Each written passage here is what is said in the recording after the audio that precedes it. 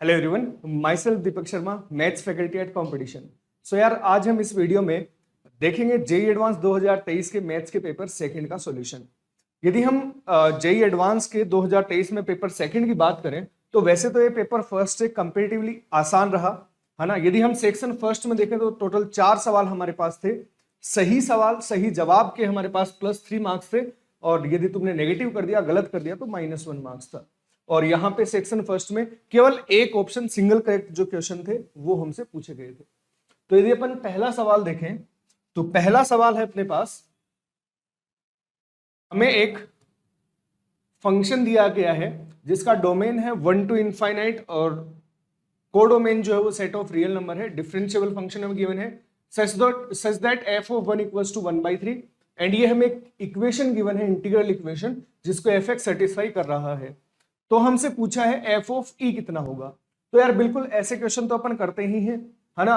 किसी भी कोचिंग के सीट्स में इस टाइप के क्वेश्चन जो है, हर बुक में इस टाइप के सवाल अपने को मिल जाते हैं।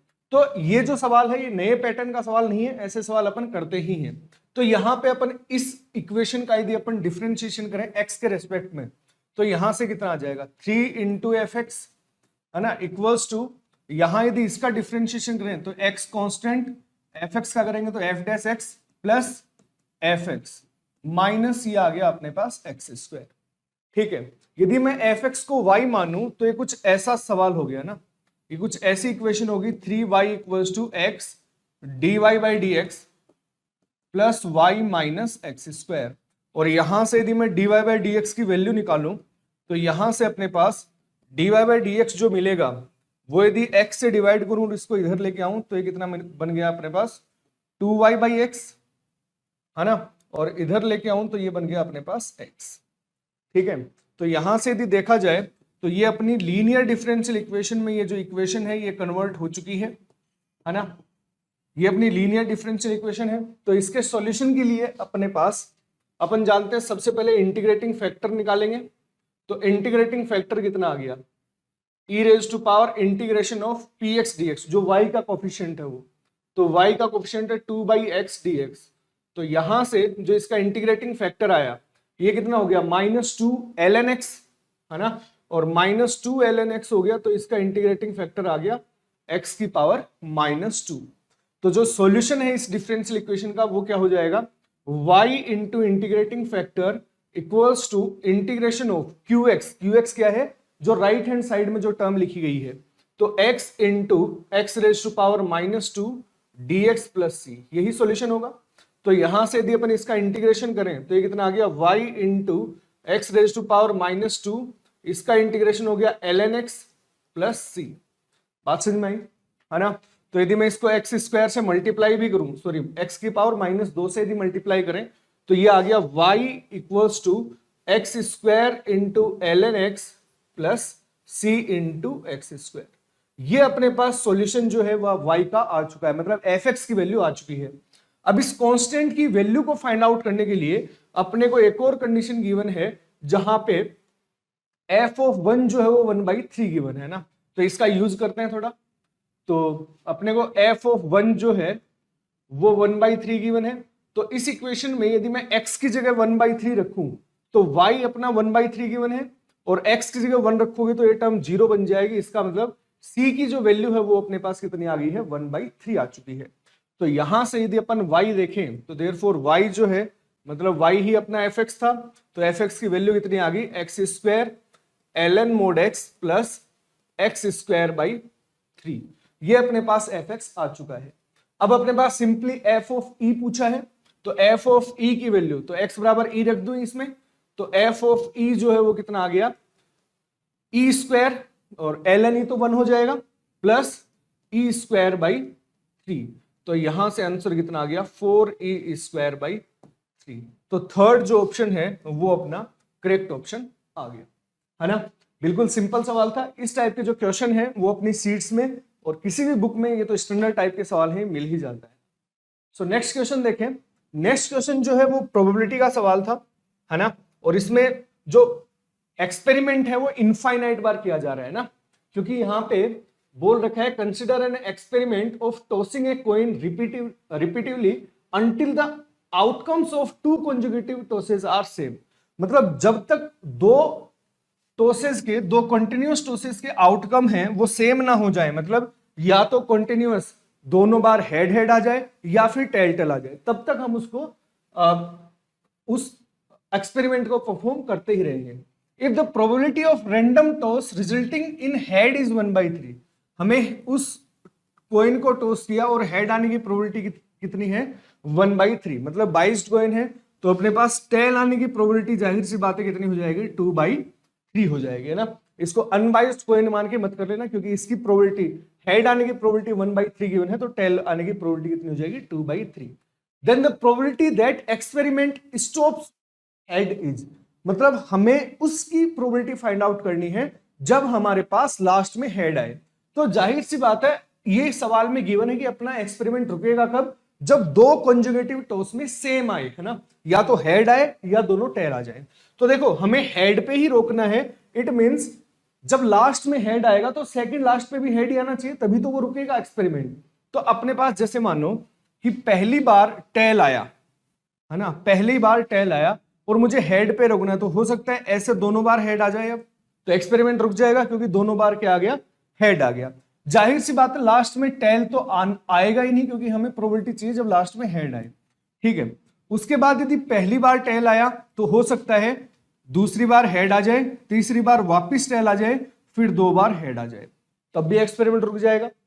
प्लस हो सकता है पहली बार टेल आए, दूसरी बार हेड आए, तीसरी बार टेल आए, फिर वापिस हेड आए, फिर वापिस टेल आए, फिर दो बार हेड वापिस आ जाए, ऐसे चलता रहेगा। तो ये सब इवेंट ऐसी हैं जिनमें पहली बार टेल आए तब अपना एक्सपेरिमेंट कैसे कैसे परफॉर्म होगा और तब अपना हेड जो लास्ट में कब कब आ सकता है, ठीक है। प्लस अब अपन फाइंड करेंगे जब पहली बार हेड आ जाए, तो पहली बार यदि हेड आ गया तो हो सकता है दूसरी बार भी हेड आ जाए, तो अपना एक्सपेरिमेंट रुक जाएगा। प्लस हो सकता है पहली बार हेड आए, दूसरी बार टेल आए, फिर वापिस हेड आए, फिर वापिस टेल आया और वापिस हेड आया, टेल आया, फिर दो बार हेड आ गया, तब भी अपना एक्सपेरिमेंट रुक जाएगा, है ना। प्लस पहली बार हेड आया, दूसरी बार टेल आया, फिर वापिस हेड आया, फिर वापिस टेल आया और दो बार हेड वापिस आ गया, तो ऐसे ही एक्सपेरिमेंट अपना चलता रहेगा।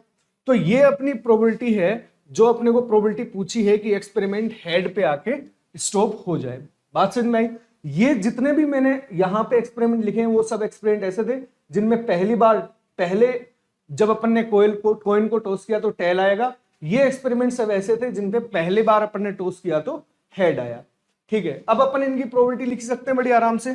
देखो टेल आने की प्रोबेबिलिटी है 2/3 और हेड आने की प्रोबेबिलिटी है 1/3, तो इसकी प्रोबेबिलिटी कितनी हो जाएगी, इसकी प्रोबेबिलिटी कितनी हो जाएगी, इसकी आ जाएगी 2/3, इनकी 1/3 और इसकी 1/3, तो ये कितना हो गया 2/3 इंटू 1/3 का स्क्वायर आ गया। प्लस इनकी प्रोबेबिलिटी कितनी है, देखो टेल है दो बार तो 2/3 आएगा और हेड है 3 बार तो 1/3 की पावर 3 आ गई। प्लस यहां पे यदि देखा जाए तो टेल है 3 बार तो 3 बार तो अपने पास 2/3 आएगा और हेड कितनी बार है 4 बार, तो 4 बार हेड आया तो 1/3 की पावर 4। ये कुछ ऐसे इनफाइनाइट तक चलती रहेगी, है ना, ठीक है। प्लस इनकी यदि प्रोबेबिलिटी देखा जाए तो दो बार हेड आने की प्रोबेबिलिटी कितनी है 1/3 का स्क्वायर हो जाएगा, 3 बार हेड आया तो ये आ गया 1/3 की क्यूब और एक बार टेल आया मतलब 2/3 और मल्टीप्लाई हो जाएगा, ठीक है। प्लस यदि यहां पे देखा जाए तो 1 2 3 4 बार हेड है तो हेड आने की प्रोबेबिलिटी 1/3 तो 1/3 की पावर 4 हो जाएगी और टेल आएगा 2 बार तो 2/3 का स्क्वायर हो जाएगा। कुछ ऐसे इनफाइनाइट तक चलती जाएंगे। अब यदि अपन इन दोनों सीरीज को देखें तो ये भी अपनी इनफाइनाइट जीपी है, ये भी अपनी इनफाइनाइट जीपी है, तो अब इनफाइनाइट जीपी का अपन फॉर्मूला बड़ी आराम से लगा सकते हैं इनमें। तो यहां से देखो फर्स्ट टर्म जो है वो कितनी है 2/3 इंटू 1/9, फर्स्ट टर्म ये है upon 1 minus r, common ratio कितना है, कॉमन रेशियो है 2/3 इंटू 1/3, यही कॉमन रेशियो है ना। देखो इसको यदि 2/3 इंटू 1/3 से मल्टीप्लाई करेंगे तो ये टर्म आ गई, है ना, और इसको 2/3 इंटू 1/3 से मल्टीप्लाई करेंगे तो ये टर्म आ गई। प्लस यदि हम उसका सम निकालें तो ये कितना है 1/9 हो गया a अपॉन 1 माइनस आर, और इसका कॉमन रेशियो कितना है 1/3 इंटू 2/3। तो इन दोनों का सम कर लें बड़ी आराम से और अपने पास रिजल्ट निकल के आ जाएगा। ये कितना आ गया 2/3 इंटू 1/9, और यहां पे कितना है ये आ गया 2/9, तो ये 7/9 आ गया क्या। तो यहां से कैंसिल आउट हो गया 9 प्लस यहां पे ये न्यूमरेटर में है 1/9 और डिनोमिनेटर में 1 माइनस 2/9, तो 1 माइनस 2/9 इज 7/9, तो यहां से कैंसिल आउट हो गया। तो अपना जो रिजल्ट है वो कितना आ गया 2/21 प्लस 1/7, तो इसका आंसर कितना आ जाएगा 5/21। तो बी ऑप्शन जो है वो अपना करेक्ट ऑप्शन हो जाएगा, है ना। तो यहाँ पे इनफाइनाइट मतलब एक्सपेरिमेंट जब अपन करते हैं, है ना, प्रोबेबिलिटी में, उसका सवाल हमसे पूछा गया था। नेक्स्ट यदि सवाल देखें तो नेक्स्ट क्वेश्चन भी मीडियम टाइप का ही सवाल है, बस आईटीएफ की प्रॉपर्टी यदि तुम्हें पता है तो सवाल करने में कोई दिक्कत नहीं होगी। सवाल है अपने पास, for any y belongs to r, cot inverse y जो है उसकी हमें रेंज दे रखी है, tan इनवर्स y की वैल्यू हमें गिवन है, then sum of the solutions of the equation, ये हमें आईटीएफ की इक्वेशन गिवन है और इसका सॉल्यूशन हमसे पूछा है जब अपना मोड y जो है वो 0 से 3 के बीच में हो, है ना। तो जाहिर सी बात है यदि मोड y अपना 0 से 3 के बीच में है, इट मींस y जो है वो कहां से कहां तक आ गया -3 से 3 तक आ गया। मोड y जो है वो यदि 0 से 3 तक है तो y जो है वो अपना आ गया -3 से 0, क्योंकि 0 तो लेना ही नहीं है, यूनियन 0 से 3, यहां तक आ गया अपना y।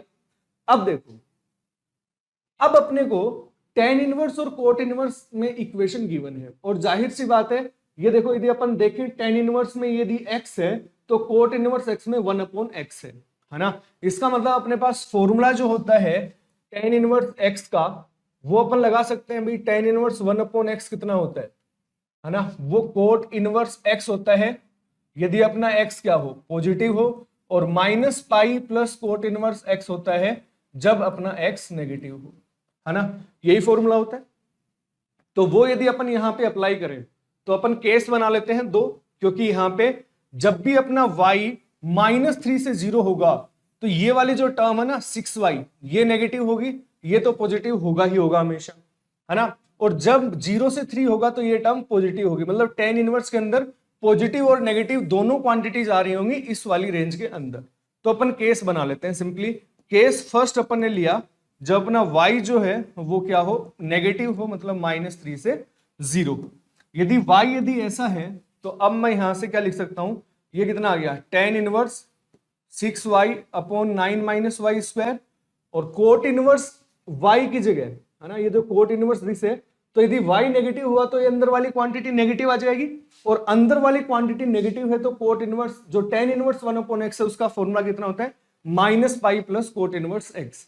तो यहां से मैं इसको pi plus tan inverse 1/x लिख सकता हूं ना, तो tan इनवर्स 1/x कितना आ गया tan inverse 6y/9 minus y square, ऐसा आ गया, इक्वल्स टू ये कितना गिवन है 2/3।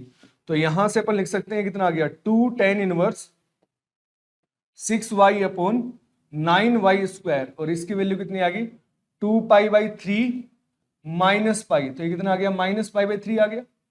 तो यहां से 6y/9 वाई स्क्वायर की वैल्यू जो है वो कितनी आ गई माइनस जो है वो tan 30 हो जाएगा ना, तो tan 30 की वैल्यू कितनी आती है 1/√3, तो यहां से ये वैल्यू आ गई -1/√3। ठीक है, तो यहां से यदि देखा जाए तो अब अपने को ये सिंप्लीफाई करना है बिल्कुल। तो यहां से यदि मैं इसको सिंप्लीफाई करूं तो वैल्यू कितनी आई 6 into √3y equals to y square -9, तो यहां से वैल्यू आ गई y square -6 into √3y -9 equals to 0। ये अपने पास इक्वेशन आ चुकी है।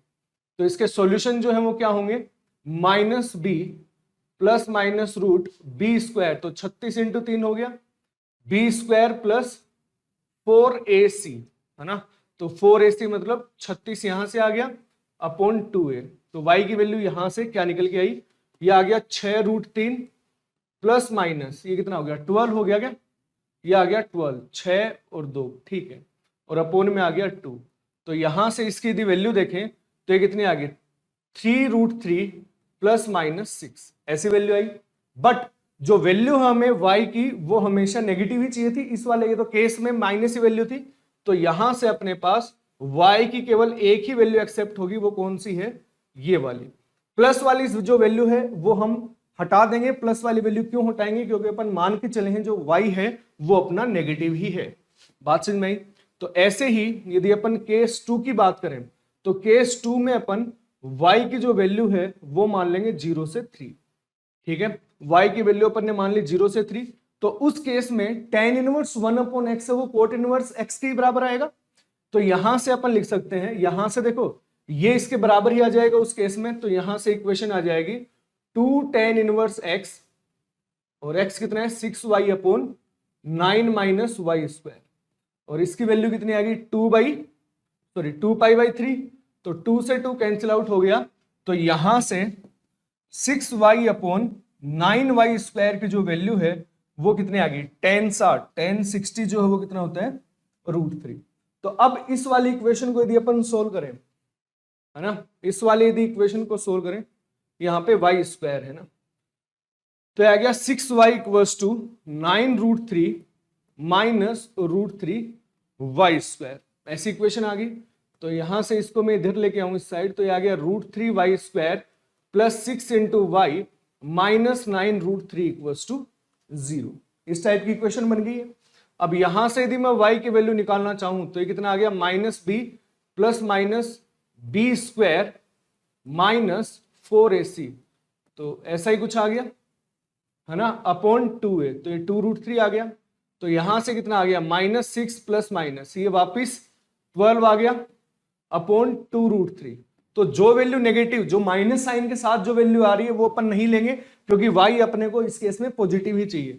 तो y की जो माइनस वाली वैल्यू है वो तो अपने पास नेग्लेक्ट हो जाएगी, और जो प्लस वाली वैल्यू आ रही है वही इसका आंसर हो जाएगी।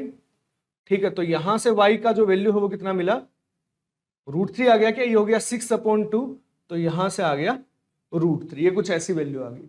तो ये दो सॉल्यूशन अपने पास इस इक्वेशन के मिल चुके हैं। एक सॉल्यूशन तो ये है, एक सॉल्यूशन ये है।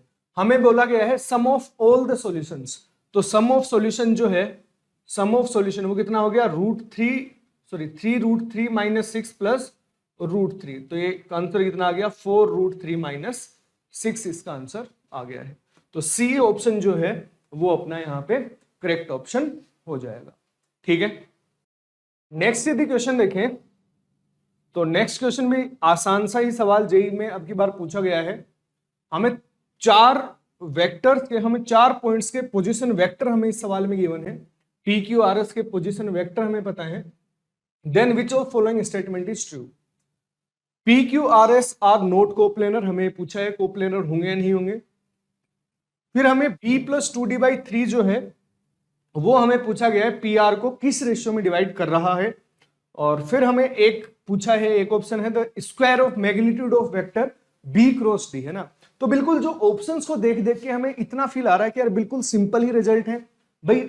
जब अपने को 4 पॉइंट के पोजीशन वेक्टर गिवन हो और हमें उनको कोप्लेनर दिखाना हो तो अपन बॉक्स निकालते हैं उनका, है ना, बॉक्स फाइंड आउट करते हैं, और पोजीशन वेक्टर, इसका पोजीशन वेक्टर निकाल के हम बता ही सकते हैं पी आर को इंटरनली डिवाइड करेगा किस रेशियो में, या फिर एक्सटर्नली डिवाइड करेगा, और फिर b क्रॉस d का मैग्नीट्यूड हम बता ही सकते हैं।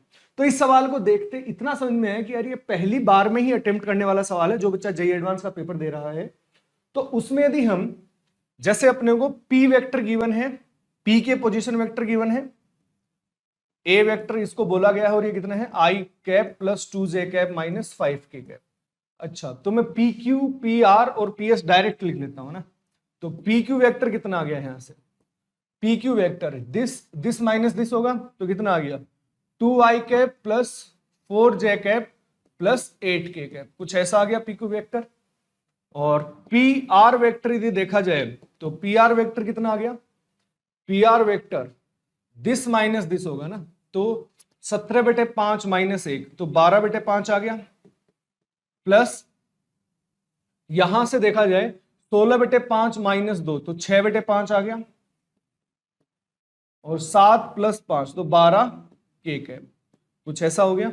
और पी एस जो वेक्टर है, पी एस वेक्टर कितना आ गया यहां से 2 - 1, तो 1, और जे कैप माइनस, तो ये माइनस जे कैप आ गया, और के कैप -5, तो 6 के कैप आ गया। कुछ ऐसा वेक्टर आ चुका है। अब ये तीनों जो ये चारों जो पॉइंट है ये कोप्लेनर है या नहीं है, ये हमें कैसा पता लगेगा? तो पहले ऑप्शन के लिए मैं इनका बॉक्स निकाल लूं, पी क्यू, पी आर और पी एस का बॉक्स निकाल लूं। तो बॉक्स कितना आ गया इनका? 2 4 8, और यहां से आ गया 12/5, और ये आ गया 6/5 और 12। ये कितना आ गया? 1 -1 और 6। तो पहली वाली रो से 2 बाहर ले लिया, और इससे 1/5 बाहर ले लो ना, इससे 1/5, तो 6/5 भी बाहर ले लो ना, 6/5 बाहर आ जाएगा बिल्कुल। तो यहां से कितना आ गया? 1 2 4, और 6/5 बाहर लिया तो ये 2 हो गया, यहां पे ये 1 हो गया, और यहां से कितना हो गया? 2 × 5 10 आ गया गए, है ना। और यहां से कितना आ गया? 1 -1 6, कुछ ऐसा आ गया, है ना। एक बार यहां से कैलकुलेशन यदि देखें तो 6/5 बाहर लिया, है ना, तो इतना ही आएगा बिल्कुल, है ना। अब इसका डिटरमिनेंट की वैल्यू अपन कैलकुलेट कर लें, तो ये कितना हो गया? 12/5 इंटू इस वाले डिटरमिनेंट की यदि वैल्यू कैलकुलेट करें तो ये कितना आ गया? 1 × 6 + 10 16, फिर -2 इंटू पहली रो के लोग एक्सपेंड कर रहे हैं ना, 12 + 10, सॉरी 12 - 10 2 आ गया, प्लस 4 टाइम्स ये कितना आ गया? -2 -1, तो -3 आ गया यहाँ पे, तो कुछ ऐसा आ गया। ये कितना आ गया? 12/5, और ये कितना आ गया? 16 - 4 - 12, तो 0 आ रहा है ना। यदि इन तीनों वेक्टर का यदि बॉक्स 0 आ रहा है, मतलब ये पॉइंट्स इतना है कि ये कोप्लेनर ही हैं। तो पहला ऑप्शन तो गलत हो गया, नॉट कोप्लेनर। दूसरा ऑप्शन के लिए b + 2d/3 हमसे पूछा है ना, तो जरा सेकंड ऑप्शन की तरफ जाएं अपन। तो सेकंड ऑप्शन में हमसे b + 2d/3 बोला है, पी आर को इंटरनली या एक्सटर्नली डिवाइड कर रहे हैं किस रेशियो में। तो b + 2d देख लें अपन, b + 2d/5 कितना होगा ना, तो b + 2d, तो b + 2d ये रहा, तो ये कितना आ गया? 3 + 4, 3 + 4 = 7, तो ये कितना आ गया? 7i कैप, और ये आ गया 6 + 2 8, तो ये आ गया 8 जे कैप, और ये आ गया 3 + 2, 3 + 2 = 5 के कैप/5, कुछ ऐसा आ गया, है ना। ये आ गया b + 2d। अब एक बार पी आर देख लें, है ना। b + 2d/3 is position vector of point which divides PR internally in the ratio 5:4। तो p और r देख लेते हैं क्या है। p क्या है? p के कोऑर्डिनेट कितने हैं? i cap + 2j cap -5 cap k cap, और q के कितने कोऑर्डिनेट हैं? सॉरी r के, r के जो कोऑर्डिनेट है अपने पास वो है 17/5, 16/5 और 7। तो इनको यदि कोई पॉइंट 4:5 में, सॉरी 5:4 में यदि इंटरनल डिवाइड कर रहा है, तो अपन उसके पोजीशन वेक्टर लिख सकते हैं बड़ी आराम से। तो उसके पोजीशन वेक्टर कितने आ जाएंगे? देखो, ये पॉइंट मान लो S है, या फिर T मान लो, S तो सवाल में दे रखा है, तो ये T कितना आ जाएगा? दिस इंटू दिस, तो ये कितना आ गया? 17 + 4/9 आ गया, 5 + 4, ठीक है। और यहां से कितना आ गया? 16 + 8, तो 16 + 8/9, और यहां से कितना आ गया? 35 - 20, तो 15/9 आ गया, ऐसा ही आया, है ना। तो यहां से भी देखा जाए तो ये कितना आ गया?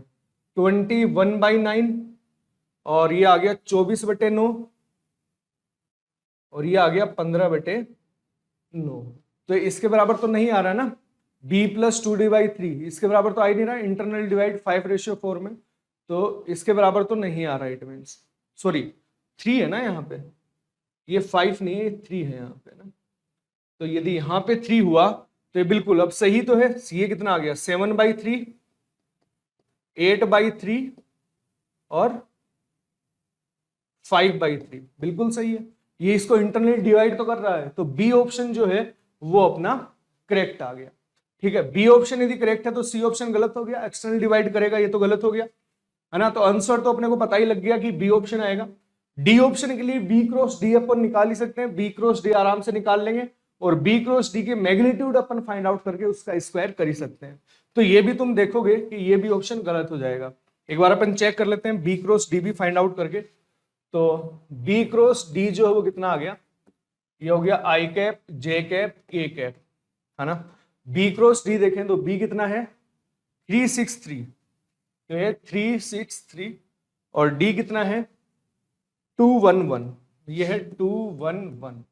तो यहां से यदि अपन B cross D find out करें तो ये कितना आ गया I cap into 3 minus J cap, और ये कितना आ गया 3 माइनस 3, तो -3 आ गया, प्लस के कैप का कितना आ गया 3 माइनस, तो ये माइनस का 9 आ गया। तो यदि हमें इसका मैग्नीट्यूड यदि देखें और इसका स्क्वायर पूछा है ना, तो कितना आ गया 9 प्लस 9 प्लस 81, तो ये कितना आ गया 18, तो 99 आ गया।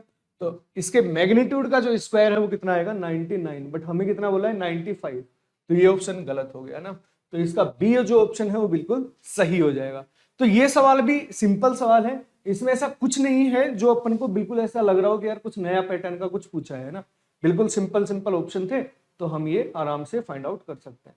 तो ये अपना सेक्शन फर्स्ट था, जिसमें तुमने देखा कि सेक्शन फर्स्ट में जो सवाल हैं वो ज्यादा मुश्किल पूछे नहीं गए। एक सवाल अपना जो है जो अपन डिफरेंशियल इक्वेशन में करते हैं, है ना, वो सवाल हमसे पूछा गया। एक प्रोबेबिलिटी का सवाल था, एक आईटीएफ का सवाल था और एक वेक्टर्स का भी आसान सा सवाल था। अब यदि हम सेक्शन 2 में जाएं तो सेक्शन 2 में 3 सवाल हमसे पूछे गए। इन तीनों सवाल में यहाँ पे यदि अपन देखा जाए तो +4 और पार्शियल मार्किंग भी यहाँ पे थी, ठीक है। और इसमें एक से ज्यादा मतलब मल्टीपल सिलेक्ट वाला क्वेश्चन था, एक से ज्यादा ऑप्शन जो है वो सही है। तो अपन सेक्शन 2 के फर्स्ट सवाल के ऊपर आते हैं। पहला सवाल है let M be this matrix 3x3 का मैट्रिक्स गिवन है और aij equals to 1 if j+1 is divisible by 1, otherwise aij जो है वो 0 होगा। तो ये बनेगा कैसे m, भाई यदि 3x3 का मैट्रिक्स है तो कुछ ऐसा ही आएगा a11 a12 a13 a21 22 23 a31 a32 a33, ऐसा ही कुछ आएगा, है ना। तो यहां से j+1 जो है यदि वो i से डिविजिबल है तो वैल्यू कितनी आएगी 1, तो j ये रहा और j+1 2 हो जाएगा, तो 2 1 से डिविजिबल होता है तो इसकी वैल्यू 1 आ गई। तो पहली रो में तो ये 1 ही है और 1 तो मतलब 1 तो हर किसी को डिवाइड करेगा, तो ये पहला 1 1 1 आ गया। दूसरी रो में j+1 2 हो जाएगा, 2 और 2 को डिवाइड करता ही है।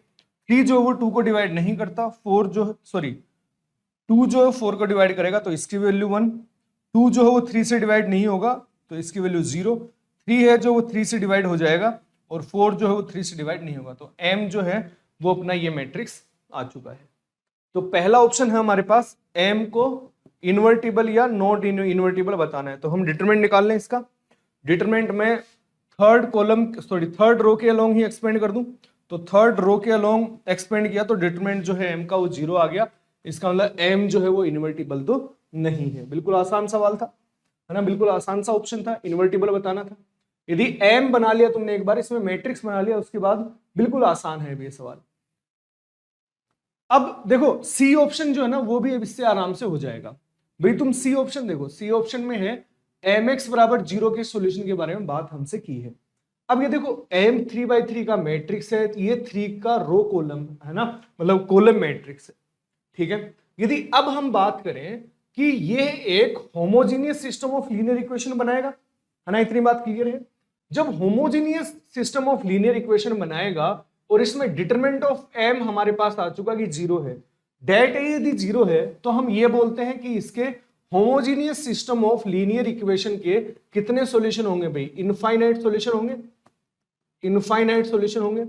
तो हमें ये बताओ कि इस प्रॉपर्टी को सेटिस्फाई करने वाले कितने एलिमेंट होंगे, कितने x होंगे, इनफाइनाइट तो होंगे, है ना। और इसने क्या बोला है कि केवल 0 एलिमेंट के बराबर नहीं होंगे, तो ये बात तो बिल्कुल सही है ना, केवल 0 एलिमेंट के बराबर नहीं होंगे, इसमें तो इनफाइनाइट नंबर ऑफ सॉल्यूशंस आएंगे, है ना। तो ये जो सी ऑप्शन है ये बिल्कुल सही ऑप्शन हो गया, क्योंकि इसमें तो इनफाइनाइट एलिमेंट आएंगे। तो मतलब ऐसे आएगा, एक 0 एलिमेंट तो होगा ही होगा, बाकी दूसरा एलिमेंट होगा, फिर एक और एलिमेंट आएगा, एक और एलिमेंट आएगा, तो ये सेट बनेगा एक इनफाइनाइट सेट। इसने बोला ये केवल जीरो सेट के बराबर, मतलब जीरो के बराबर नहीं होगा, तो बिल्कुल सही बात है, नहीं होगा।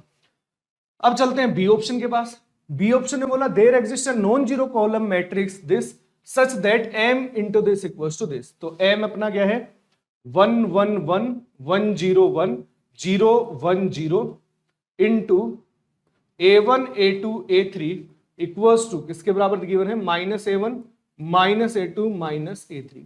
मैट्रिसेस में हम रो इंटू कॉलम मल्टीप्लाई करते हैं, तो यहां से इक्वेशन क्या आ गई देखो a1 plus a2 plus a3 किसके बराबर आ गया माइनस a2 के, मतलब इक्वेशन सॉरी माइनस a1 के।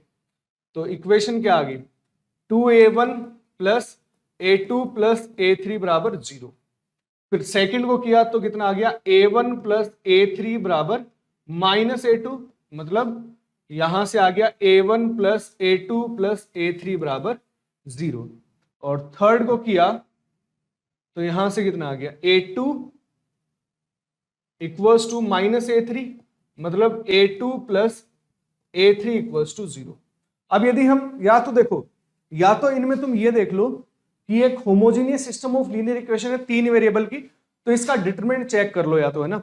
यदि डिटरमिनेंट 0 आ गया तो केवल 0 सॉल्यूशन होगा, डिटरमिनेंट नॉन 0 आएगा तो नॉन 0 सॉल्यूशन होगा, है ना। और नॉन 0 सॉल्यूशन मतलब होमोजेनियस में इनफाइनाइट नंबर ऑफ सॉल्यूशन, है ना। तो या तो वहां से कर लो, या फिर अपन देखो इस इक्वेशन की हेल्प से, इस इक्वेशन में यदि ये वैल्यू पुट करें तो यहां से यदि यहां पे जाएं तो अपन बता सकते हैं कि a1 की जो वैल्यू हो वो 0 होगी। भाई यहाँ पे 2a1 है ना, तो इसको लिख लो a1 plus a2 plus a3, तो इसकी वैल्यू 0 आ गई, a1 की वैल्यू 0। अब a1 की वैल्यू इसमें दूसरी और तीसरी इक्वेशन में पुट करेंगे तो अपने पास ये सेम इक्वेशन निकल के आई a2 plus a3 equals to 0। मतलब अपने पास ऐसा निकल के आया कि a2 बराबर कितना होना चाहिए माइनस a3। a2 और a3 की कोई फिक्स वैल्यू तो हमारे पास निकल के नहीं आई। इसका मतलब हम ये बोल सकते हैं कि इसके इनफाइनाइट सॉल्यूशन होंगे, इस इक्वेशन के इनफाइनाइट सॉल्यूशन होंगे इस सिस्टम ऑफ लीनियर इक्वेशन के। और वो किस टाइप के होंगे, a1 तो 0 होगा, फिर a2 होगा मान लो कोई भी लैम्डा, और a3 उसका जस्ट नेगेटिव, इस टाइप के सॉल्यूशन होंगे। इसने क्या बोला है there exist non zero column matrix. बिल्कुल सही बात है, नॉन जीरो कॉलम मैट्रिक्स मिलेगा। जैसे भाई 0 1 माइनस 1 वो भी उसका सॉल्यूशन है, 0 2 माइनस 2 वो भी इसका सॉल्यूशन रहेगा, है ना। तो ये सब के सब इसके सॉल्यूशन रहेंगे, तो ये भी बिल्कुल सही है। और डी ऑप्शन क्या बोला है m minus 2i is invertible. तो m अपने को पता है, तो m माइनस 2i निकाल ही सकते हैं अपन। m अपने पास क्या है 1 1 1 1 0 1 0 1 0, ये अपने पास m है। तो m माइनस 2i कितना आ गया m माइनस 2i, माइनस 2 करेंगे तो माइनस 1, और यहाँ पे 1 1 1 माइनस 2 1, और यहाँ पे आ गया 0 1 माइनस 2, ऐसा आ गया। अब मैं R2 को R2 प्लस R1 कर दूं तो ये 0 बन जाएगा। तो यहां से कितना आ गया माइनस 1 1 1, ये आ गया 0, और यहां पे आ गया माइनस 1, ये आ गया 2, ये 0 1 माइनस 2। अब देख सकते हैं कि ये दोनों जो हैं वो माइनस से मल्टीप्लाई करें तो दोनों जो रो है वो सेम ही हो रही है। इसका मतलब m माइनस 2i की जो वैल्यू है वो कितनी आ गई 0। Determinant of m minus 2i is 0 है, इसका मतलब ये इनवर्टिबल नहीं है। तो डी ऑप्शन भी अपना क्या हो गया ट्रू हो गया। तो इसका सही आंसर जो वो क्या हो जाएगा बी और सी जो ऑप्शन है वो इसके सही ऑप्शन हो जाएंगे। इस सवाल में जिस बच्चे ने m को बना लिया उसके बाद तो बिल्कुल आसान है हर ऑप्शन, उसके बाद तो कोई ऑप्शन में दिक्कत आएगी नहीं, बस मैट्रिक्स बना लो और सॉल्यूशन आ जाएगा। नेक्स्ट जो क्वेश्चन है वो अपना कंटिन्यूटी डिफरेंशियबिलिटी का सवाल है। और यहां से यदि हम देखा जाए तो एफ एक्स हमें गिवन है 0 से 1 में डिफाइन एक फंक्शन है, और इस टाइप से उसको डिफाइन किया गया है जहां पे ग्रेटेस्ट इंटीजर ऑफ एक्स भी हमें गिवन है। और हमें बोला गया function is discontinuous exactly at 1 point, मतलब हमें डिफरेंशियबिलिटी और उसके कंटिन्यूटी के बारे में बात करनी है, ठीक है। तो यदि हम 0 से 1 में ये दो पॉलिनोमियल है, ये तो इसमें तो कोई दिक्कत आएगी नहीं हमें डिफरेंशियबिलिटी और कंटिन्यूटी बताने में। जरा हम इसको देखते हैं ग्रेटेस्ट इंटीजर ऑफ एक्स को। 0 से 1 में यदि हम ग्रेटेस्ट इंटीजर ऑफ एक्स की बात करें तो यदि x हमारा 0 से 1 में है तो जाहिर सी बात है 4x कहां से कहां तक होगा 0 से 4 में। मतलब ये जो ग्रेटेस्ट इंटीजर 4x है ये x जब ये 1 होगा तब अपनी वैल्यू चेंज करेगा, जब ये वैल्यू 2 होगा तब अपनी डेफिनेशन चेंज करेगा, x इक्वल्स टू 3 होगा तब अपनी डेफिनेशन चेंज करेगा, 4 तो कभी होगा नहीं। तो हम इस फंक्शन को एक बार डिफाइन कर लेते हैं थोड़ा सही से। जो एफ एक्स है अपना, अब देखो जब ये वैल्यू, जब 4x जो है वो 0 से 1 के बीच में होगा तो जाहिर सी बात है ग्रेटेस्ट इंटीजर ऑफ 4x कितना आएगा, 0 आएगा। तो यहां से हम x की वैल्यू बता सकते हैं, x जो है अपना 0 से 1/4 तक हो सकता है। तो जब भी अपना x जो है वो 0 से 1/4 आया तो इसकी वैल्यू कितनी आ गई, 0, क्योंकि जो ग्रेटेस्ट इंटीजर ऑफ 4x है वो कितनी वैल्यू ले लेगा, 0 वैल्यू ले लेगा। अब जाहिर सी बात है जब भी 4x 1 से 2 के बीच में होगा तो ग्रेटेस्ट इंटीजर ऑफ 4 जो है, सॉरी यहां इक्वल टू भी लगा दूं मैं, है ना, तो ग्रेटेस्ट इंटीजर ऑफ 4x की वैल्यू कितनी आएगी, 1 आएगी। और ये ऐसा होगा कब, ये 1/4 से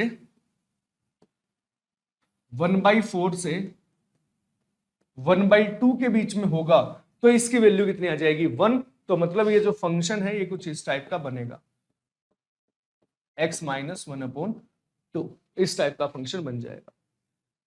अब यदि अपना फंक्शन 1/2 से 3/4 हुआ तो इसकी वैल्यू ऐसे ही कितनी आ जाएगी, 2 आ जाएगी। तो ये फंक्शन कुछ इस टाइप का डिफाइन हो जाएगा।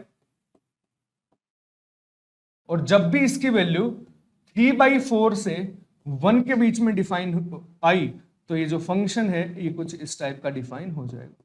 तो अपन ने क्या किया, इस फंक्शन को पीस वाइज डिफाइन कर लिया ग्रेटेस्ट इंटीजर की वैल्यू को देखते देखते।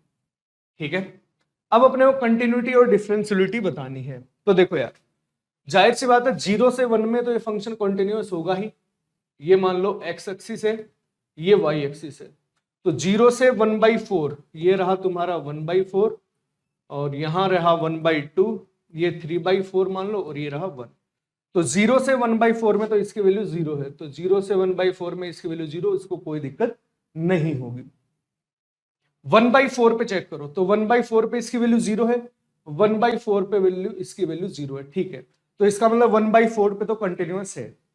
जरा 1/2 पे वैल्यू चेक करें तो 1/2 पे जो इसकी लेफ्ट हैंड लिमिट आएगी वो यहां से आएगी और 1/2 इसमें पुट करोगे तो ये वैल्यू 0 आ जाएगी। तो 1/2 पे लेफ्ट हैंड लिमिट है वो भी 0 आएगी और राइट हैंड लिमिट 1/2 की यहां से आएगी वो भी कितनी आएगी, 0 आएगी। मतलब 1/2 पे भी कंटिन्यूअस है, बीच में तो इसको कोई दिक्कत है ही नहीं। ठीक है, अब 3/4 पे यदि चेक करें तो 3/4 पे इसकी वैल्यू देखो कितनी आई, 3/4 के लेफ्ट हैंड में इसकी वैल्यू कितनी आई, जाहिर सी बात है नॉन जीरो आएगी, है ना। ये भी नॉन जीरो है और ये भी नॉन जीरो, बट ये 2 से मल्टीप्लाई होगा और ये 3 से मल्टीप्लाई होगा। इसका मतलब 3/4 पे जो लेफ्ट हैंड लिमिट है और जो राइट हैंड लिमिट है वो दोनों बराबर नहीं आएंगी भाई, क्योंकि ये नॉन जीरो एक्सप्रेशन बनेगा और इसको तुम 2 से मल्टीप्लाई कर रहे हो और इसको 3 से मल्टीप्लाई कर रहे हो, तो एक्सप्रेशन तो वैल्यू तो अलग अलग आएंगी ना, तो ये दोनों बराबर नहीं है। इसका मतलब ये फंक्शन जो है वो डिसकंटिन्यूअस है एट x = 3/4। तो एक ही पॉइंट पे डिसकंटिन्यूअस आया, है ना। तो function is discontinuous exactly at 1 point, बिल्कुल सही है, केवल एक पॉइंट पे डिसकंटिन्यूअस होगा। ठीक है, आगे बात करते हैं। There exist 1 point in at which function is f is continuous but not differential. इसने बोला कि एक पॉइंट ऐसा होगा जहां पे फंक्शन कॉन्टिन्यूअस तो होगा बट डिफरेंशिएबल नहीं होगा। तो देखो यार, कॉन्टिन्यूअस जो है वो 1/4 और 1/2 पे ही चेक करें अपन, क्योंकि इन पॉइंट पे फंक्शन जो है वो कॉन्टिन्यूअस तो था ही था, है ना। अब डिफरेंशियबिलिटी और चेक कर लेते हैं। तो देखो इसकी वैल्यू तो 0 आ गई, है ना। अब अपन डिफरेंशियबिलिटी चेक कर रहे हैं, अब अपन f' फाइंड आउट करेंगे। ठीक है, तो यहां से यदि f' निकालें तो इसका डिफरेंशिएशन कितना है, 2 × x माइनस दिस, और ये ऐसा का ऐसा प्लस ये आ गया x - 1/4 का होल स्क्वायर। जो अपना x कहां से कहां तक है, 1/4 से 1/2 के बीच में है। और इसका यदि हम डिफरेंशिएशन करें तो ये कितना आ गया, 4 × x - 1/4, ये कांस्टेंट रहेगा, प्लस 2 × x - 4 का होल स्क्वायर। ये कब आएगा, जब x अपना 1/2 से 3/4 रहेगा, ऐसा ही आएगा भाई। 3/4 पे तो कंटिन्यूअस नहीं है तो ये नॉन डिफरेंशिएबल तो रहेगा ही रहेगा। अब अपन एक बार 1/4 के ऊपर देख लेते हैं। तो 1/4 पे जो लेफ्ट हैंड डेरिवेटिव है वो भी 0 आया और राइट हैंड डेरिवेटिव जो है वो इसको ये 0 बना गया और इसको ये 0 बन गया, मतलब राइट हैंड डेरिवेटिव भी 0 है। मतलब डेरिवेटिव की बात करें तो 1/4 के नेगेटिव में लो चाहे राइट में लो, तो ये दोनों बराबर आएंगे, मतलब फंक्शन जो है 1/4 पे वो डिफरेंशिएबल भी है। ठीक है, अब जरा 1/2 के ऊपर बात कर लें। तो 1/2 के ऊपर देखो ये वैल्यू 0 आ गई और 1/2 पे इधर वैल्यू ये वाली 0 आ गई, है ना। बट 1/2 इसमें रखोगे तो ये जो भी आएगा और यहाँ पे जो भी आएगा उसका डबल आ रहा है यहाँ पे, ना। तो 1/2 पे ये दोनों बराबर नहीं होंगे, मतलब f-1/2 नेगेटिव जो है वो f-1/2 पॉजिटिव के बराबर नहीं होगा। तो इस पॉइंट पे हाफ पे फंक्शन कंटिन्यूअस तो है बट डिफरेंशिएबल नहीं है। तो इसने सही बोला कि अकेला एक पॉइंट ऐसा है, कौन सा वो पॉइंट है, x इक्वल्स टू हाफ वो पॉइंट है जहां पे फंक्शन जो है वो कंटिन्यूअस तो है बट डिफरेंशिएबल नहीं है ना। और 3/4 पे तो फंक्शन कंटिन्यूअस ही नहीं है तो डिफरेंशिएबल भी नहीं होगा। ठीक है, the function f is not differentiable eight more than 3 points, तो ये बात गलत होगी। फंक्शन जो है वो इस वाले इंटरवल में हमेशा डिफरेंशिएबल है, यहां डिफरेंशिएबल है, यहां डिफरेंशिएबल है, यहां डिफरेंशिएबल है।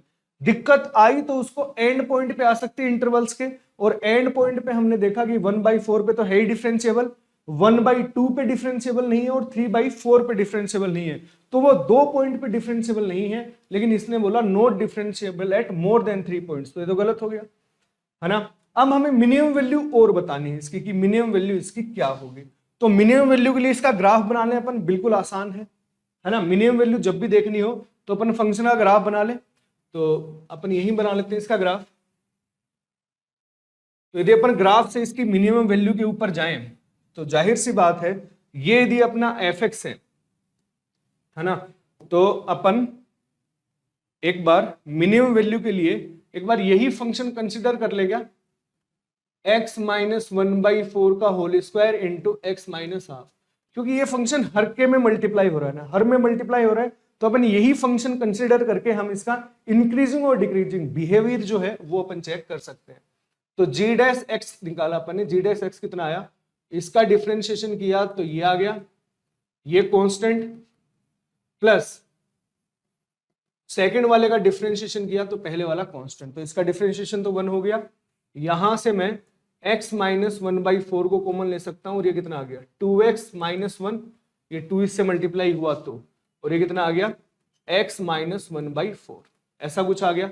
तो यहां से आ गया x - 1/4 और ये आ गया 3x - 5/4 आ गया ना, 5/4 ऐसा कुछ आ गया, है ना, -1 बिल्कुल। तो यहां से यदि g' 0 है तो इसका मतलब 2 पॉइंट आए, एक तो आ गया 1/4, एक आ गया 5/12, और इन दोनों में से बड़ा कौन सा है, 5/12 ही बड़ा है, तो ये रहा 1/4 और ये रहा 5/12। तो इधर ये पॉजिटिव, इधर नेगेटिव, इधर पॉजिटिव, मतलब 1/4 के इधर में तो फंक्शन जो है g(x) जो है, ये जो फंक्शन है, ये इतना इतना जो फंक्शन है ये हर में आ रहा है, 1/4 से इधर में तो इंक्रीज करेगा, फिर 1/4 से 5/12 में डिक्रीज करेगा, फिर 5/12 से ज्यादा आगे इंक्रीज करता चला जाएगा। तो यदि अपन f(x) का यदि ग्राफ बनाएं, यदि अपन f(x) का यदि ग्राफ बनाएं तो y एक्सिस हो गई, x एक्सिस हो गई। अब देखो 1/4 तक ये वैल्यू 0 है, तो ये रहा 1/4, तो 1/4 तक तो ये वैल्यू 0 रही, तो ये वैल्यू 0 आती गई। 1/4 के ऊपर ये वैल्यू 0 है, अभी अपन ने देखी, तो 1/4 के ऊपर ये वैल्यू कितनी आ गई, 0 आ गई। ठीक है, अब 1/4 से ये आगे डिक्रीज करना स्टार्ट करेगा, ये आगे डिक्रीज करना स्टार्ट किया ऐसे, है ना, और ये 1/2 यहां है ना, और 5/2 इधर है, और 1/2 पे वापस वैल्यू 0 रहती है, कुछ ऐसा आ गया, ये 1/2 है ना, और ये जो वैल्यू है यहाँ पे ये 5/12 है ना। ठीक है, अब वापस क्या रहा, अब ये इंक्रीज करता हुआ चला जाएगा, अब ये वापस ग्राफ जैसे बने ऐसे बनेगा, ऐसे बनेगा, लेकिन इंक्रीज करेगा। तो इसकी मिनिमम वैल्यू जाहिर सी बात है 5/12 पे मिलेगी, और 5/12 जो मिनिमम वैल्यू है वो इस वाले इंटरवल में आएगी, इतनी बात क्लियर है ना, 1/4 और हाफ के बीच में आएगी। तो मिनिमम जो वैल्यू है वो कितनी आएगी, इसकी मिनिमम वैल्यू जो है वो कितनी आएगी, f(of 5/12), तो f(of 5/12) इसमें रख दूं मैं, तो कितना आ गया 5/12 - 1/4 का होल स्क्वायर, और ये आ गया 5/12 - 1/2, ऐसा कुछ। तो यहां से कितना आ गया, मैं 3 से इसको मल्टीप्लाई करूं तो 2/12 है ना, और यहां से कितना आ गया 6 और ये 12 -1/12, तो ये कितना आ गया -4/12 इंटू 12 इंटू 12 ऐसा आ गया। तो ये कितना हो गया 3 टाइम्स गया, तो ये वैल्यू कितनी आ गई -1/36 इंटू 12, तो 36 इंटू 12 कितना आ गया 12 और ये 72 आ गया इंटू 36, तो 2 3 4 -1/432 जो हो इसकी मिनिमम वैल्यू आ गई। इसने क्या बोला है minimum value of F is this, तो ये गलत हो गया। तो इसका जो राइट आंसर है वो कौन सा हो जाएगा ए और बी, है ना। बिल्कुल तुम आराम से इसको, यदि जिस बच्चे ने इसको ओपन कर लिया है ना, ग्रेट इंटीजर सिंप्लीफाई करके यदि हमने सोल्व कर लिया तो बड़ी आराम से सोल्व हो जाएगा। नेक्स्ट क्वेश्चन देखते हैं यार। नेक्स्ट क्वेश्चन जो है, लास्ट क्वेश्चन जो है मल्टीपल करेक्ट का, वो है let S with the set of twice differentiable function F, जहां पे d2f/dx2 जो है वो क्या है ग्रेटर देन 0 है। इसका मतलब क्या है, d2f और ट्वाइस डिफरेंशिएबल फंक्शन है, इसका मतलब जो फंक्शन का जो ग्राफ है वो कॉनकेव अपवर्ड बनेगा ना, मतलब कुछ इस टाइप का ग्राफ बनेगा फंक्शन का, इतनी बात क्लियर है। फॉर ऑल x -1 to 1, -1 से 1 में जितने भी x होंगे सबके लिए ऐसा है, तो ये रहा -1 और ये रहा 1। For f belongs to s, है ना, एक एलिमेंट है xf क्या है, number of points at which fx बराबर x, मतलब इसका मतलब क्या हुआ, ये fx बराबर x की लाइन है ना, ये y equals to fx line है ना। अब इसका मतलब है कि कर्व xf का मतलब क्या है कि कर्व जो है वो y इक्वल्स टू x को कितने पॉइंट पे कट कर रहा है। तो यार देखो कर्व जो है वो यदि कॉनकेव अपवर्ड है तो जाहिर सी बात है ऐसा भी बन सकता है, कर्व जो है वो ऐसा भी बन सकता है, कर्व जो है वो इसको टच करते हुए भी जा सकता है, और कर्व जो है वो इसको 2 पॉइंट पे भी कट कर सकता है। ऐसे ऐसे कर्व आ सकते हैं, क्योंकि हमें इतना ही बोला गया कि कॉनकेव अपवर्ड है, तो कॉनकेव अपवर्ड तो इस टाइप के कर्व बन ही सकते हैं, है ना। तो अब देखो कौन कौन से ऑप्शन सही होंगे, और ये जितने पॉइंट पे कट कर रहा है वो जो है वो वैल्यू, वो किसकी वैल्यू है xf की, है ना। तो देखो इसने क्या कहा, there exist a function f belongs to s, एक फंक्शन ऐसा होगा जिसके लिए xf जो है वो कितना हो 0। xf का मतलब points of intersection of y equals to x, ये लाइन कौन सी है y इक्वल्स टू x, और इस fx का पॉइंट ऑफ इंटरसेक्शन कितना हो 0। हाँ बिल्कुल होंगे, इसके ऊपर ऊपर इस टाइप के जो कर्व हैं वो बिल्कुल ऐसे होंगे जहां पे xf की जो वैल्यू है, मतलब एक भी पॉइंट पे जो है y इक्वल्स टू x को ये जो फंक्शन है कट नहीं करेगा, तो बिल्कुल एक ऐसा तो कम से कम होगा ही, x से तो इनफाइनाइट ऐसे कर्व बनेंगे। For every function xf is greater than equal to 2, इसने कहा तुम कोई भी फंक्शन ले लो, xf जो है मतलब पॉइंट्स ऑफ इंटरसेक्शन जो है वो 2 से ज्यादा नहीं हो सकते। बिल्कुल सही बात है भाई, जब कॉनकेव अपवर्ड बनेगा तो मैक्सिमम 2 पॉइंट ऑफ इंटरसेक्शन आ सकते हैं, 3 पॉइंट ऑफ इंटरसेक्शन तो कभी आ ही नहीं सकते। क्यों? क्योंकि तुम ग्राफ को ऐसे लेके 2 पॉइंट ऑफ इंटरसेक्शन ले गए, फिर तुम्हें 3 लाने के लिए वापस ऐसे नीचे घुमाना पड़ेगा, और वापस ऐसे घुमाओगे तो वहां पे ये जो कंडीशन है फुलफिल नहीं होगी। इसका मतलब ये भी जो ऑप्शन है ना, ये सही है। There exist a function f such that xf बराबर 2, एक फंक्शन ऐसा होगा जहां पे 2 पॉइंट को कट करे, बिल्कुल एक ऐसा फंक्शन है जो 2 पॉइंट पे कट कर रहा हो। There does not exist any function such that xf equals to 1, तो एक पॉइंट पे कट करने वाला भी फंक्शन ऐसा होगा, ये वाला फंक्शन, तो ये ऑप्शन गलत हो गया। तो इस क्वेश्चन के आंसर क्या हो गए ए बी सी। वैसे तो यार ये क्वेश्चन एक अपने मैथ्स में बोला जाता है फिक्स पॉइंट, है ना, तो फिक्स पॉइंट की यदि जिस बच्चे ने प्रॉपर्टी पढ़ रखी है वो डायरेक्ट भी कर देगा। वैसे तुम इससे ऐसे भी समझ सकते हो कि जो ये प्रॉपर्टी है उसमें मतलब कॉनकेव जो है वो कॉनकेव अपवर्ड होगा, और कॉनकेव अपवर्ड है तो ये ग्राफ ऐसे अपन बना सकते हैं। ठीक है, अब अपने जो इंटीग्रल पार्ट है, जो पैराग्राफ में जो इंटीजर आए हैं, उनके लिए मैं आमंत्रित करता हूं रोहित सोनी सर को, तो वो उनका सॉल्यूशन बताएंगे। हाँ जी, नेक्स्ट वाले क्वेश्चंस पे देखो क्या दिया हुआ है ना। For x belongs to r, tan inverse x belongs to लिखा है -π/2 से +π/2, जो tan इनवर्स x का रहता है value. Then the minimum value of the function f r से r डिफाइन है, fx इज इक्वल टू लिखा है अपने पास 0 से x tan inverse x। x tan inverse x अपना किस टाइप का फंक्शन रहता है, इवन टाइप का फंक्शन रहता है, e की power t minus cos t इस टाइप से लिखा हुआ है। इस फंक्शन का मिनिमम वैल्यू निकालना है, कोई फंक्शन का मिनिमम मैक्सिमम निकालने के लिए अपन क्या करते हैं, उस फंक्शन को एक बार डिफरेंशिएट कर देते हैं। तो एफ डेस एक्स कितना आ जाएगा ना, एफ डेस एक्स का मतलब यहाँ पे टी डी टी लिखा है, तो टी जो वेरिएबल है उसकी जगह अपनी अपर लिमिट पुट करेंगे।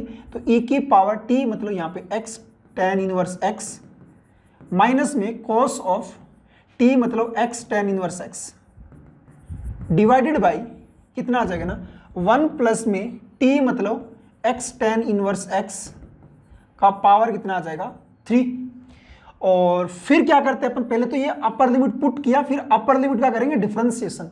अपर लिमिट का डिफरेंशिएशन पहले x का करेंगे तो 1 आ जाएगा, तो tan इनवर्स x, फिर प्लस में x upon tan inverse x का 1 plus x square, 1/1 plus x square, ये आ गया। लोअर लिमिट कांस्टेंट है, कोई जरूरत नहीं पड़ेगी। अब अगर ध्यान से देखोगे ना, ये e की पावर में फंक्शन लिखा हुआ है, कभी भी जीरो नहीं हो सकता। 1 plus x plus tan inverse x always positive value आएगा, ये भी कभी जीरो नहीं हो सकता, तो इससे कोई फर्क नहीं पड़ेगा। जीरो आपका ये बन सकता है टर्म। तो अगर मैं एफ डेस एक्स को जीरो किया, एफ डेस एक्स को जीरो, इसका मतलब आपका क्या आ जाएगा, tan inverse x is equal to minus x by 1 plus x square. x अगर मैं लेता हूं नेगेटिव, तो ये तो आ गया नेगेटिव वैल्यू देगा, ये नेगेटिव नेगेटिव बन जाएगा पॉजिटिव, है ना। तो इधर नेगेटिव इधर पॉजिटिव, है ना, नहीं पॉसिबल है। अगर मैं x लूं पॉजिटिव, तो ये तो पॉजिटिव देगा लेकिन ये नेगेटिव देगा, नहीं पॉसिबल है। Only x equal to zero के लिए पॉसिबल है। x इक्वल टू जीरो पे ये भी जीरो देगा, ये भी जीरो देगा, तो only x equal to zero आपके जीरो के लिए ये वाला फंक्शन डिफाइन है। तो अगर मैं जीरो से जीरो किया, अपर लिमिट लोअर लिमिट्स आपका इक्वल, तो एफ एक्स का वैल्यू आ गया जीरो। तो अब आप मैक्सिमम पूछो ची मिनिमम पूछो, आंसर क्या आ जाएगा आपके पास में, जीरो बेटा। नेक्स्ट वाले पे चलते हैं। नेक्स्ट वाले में क्या दे रखा है ना, for x belongs to r at y of x with the solution of the differential equation. Simple pattern के क्वेश्चन था एकदम, आपका मानिए चलो जो अपने मेंस पे लेवल के आते हैं ना, वो वाला क्वेश्चन था ये तो एकदम। तो अगर मैं पहले तो इसको लीनियर डिफरेंशियल इक्वेशन बनाऊं मैं, तो dy by D x minus में 2xy अपॉन में एक्स स्क्वायर माइनस का 5 और इक्वल टू माइनस का 2x, एक अगर अपन हटाएंगे तो ओनली बचेगा एक्स स्क्वायर माइनस का 5। अब अपन क्या करते हैं ना, इसमें लीनियर डिफरेंशियल इक्वेशन में इंटीग्रेटिंग फैक्टर निकालते हैं बड़ा। इंटीग्रेटिंग फैक्टर e की पावर में जो भी x के मल्टीपल में minus 2x upon x square minus का 5, एक्स स्क्वायर माइनस 5 को अगर मैं t मानूं तो ये आ जाएगा माइनस का 2 ले लो बाहर dt, तो 1 अपॉन टी, है ना। e की पावर में ये माइनस मैंने बाहर ले लिया, तो ये आ जाएगा अपने पास में 1 by T into D T. 1 by T क्या आ जाएगा, ln t, तो माइनस है तो 1 बाई एक्स स्क्वायर माइनस 5 आ जाएगा, t का अगेन वैल्यू पुट करेंगे तो। फिर अपन क्या लिखते हैं, ये y अपॉन में 1 प्लस एक्स स्क्वायर इसका मल्टीप्लाई इज इक्वल टू किस फॉर्म में आ जाएगा, यहाँ पे कितना लिखा हुआ था, ये 2x और ये वाला जो मल्टीप्लाई इससे कैंसिल आउट, यहाँ पे ओनली क्या बचेगा, माइनस का बार 2x इंटू डी एक्स।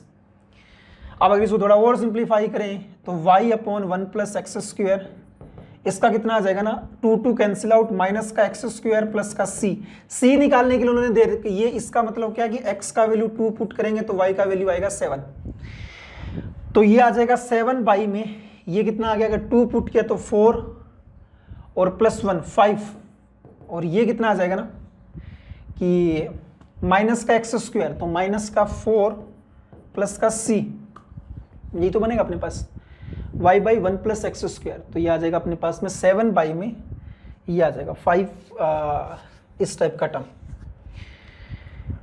ठीक है। तो यहाँ पे अच्छा ये एक्स स्क्वायर माइनस 5 था यार, वही तो इतना ऐसे कैसे आ सकता है।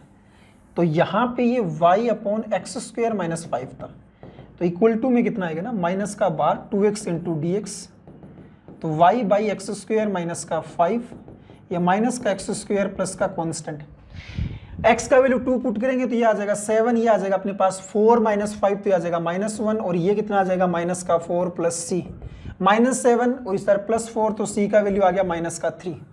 c का वैल्यू माइनस का 3, तो y is equal y upon x square minus 5 is equal to ये आ जाएगा माइनस का 3 है तो माइनस कॉमन ले लिया मैंने, तो 3 प्लस एक्स स्क्वायर, है ना, यहाँ से माइनस एक्स स्क्वायर माइनस का 3, तो y इज इक्वल टू कितना आ जाएगा ना 5 माइनस एक्स स्क्वायर माइनस से मल्टीप्लाई एक्स स्क्वायर प्लस का 3 निकालना है क्या ना, इसका अगेन मैक्सिमम मिनिमम वैल्यू, तो इसको अपन डिफरेंशिएट करेंगे बेटा।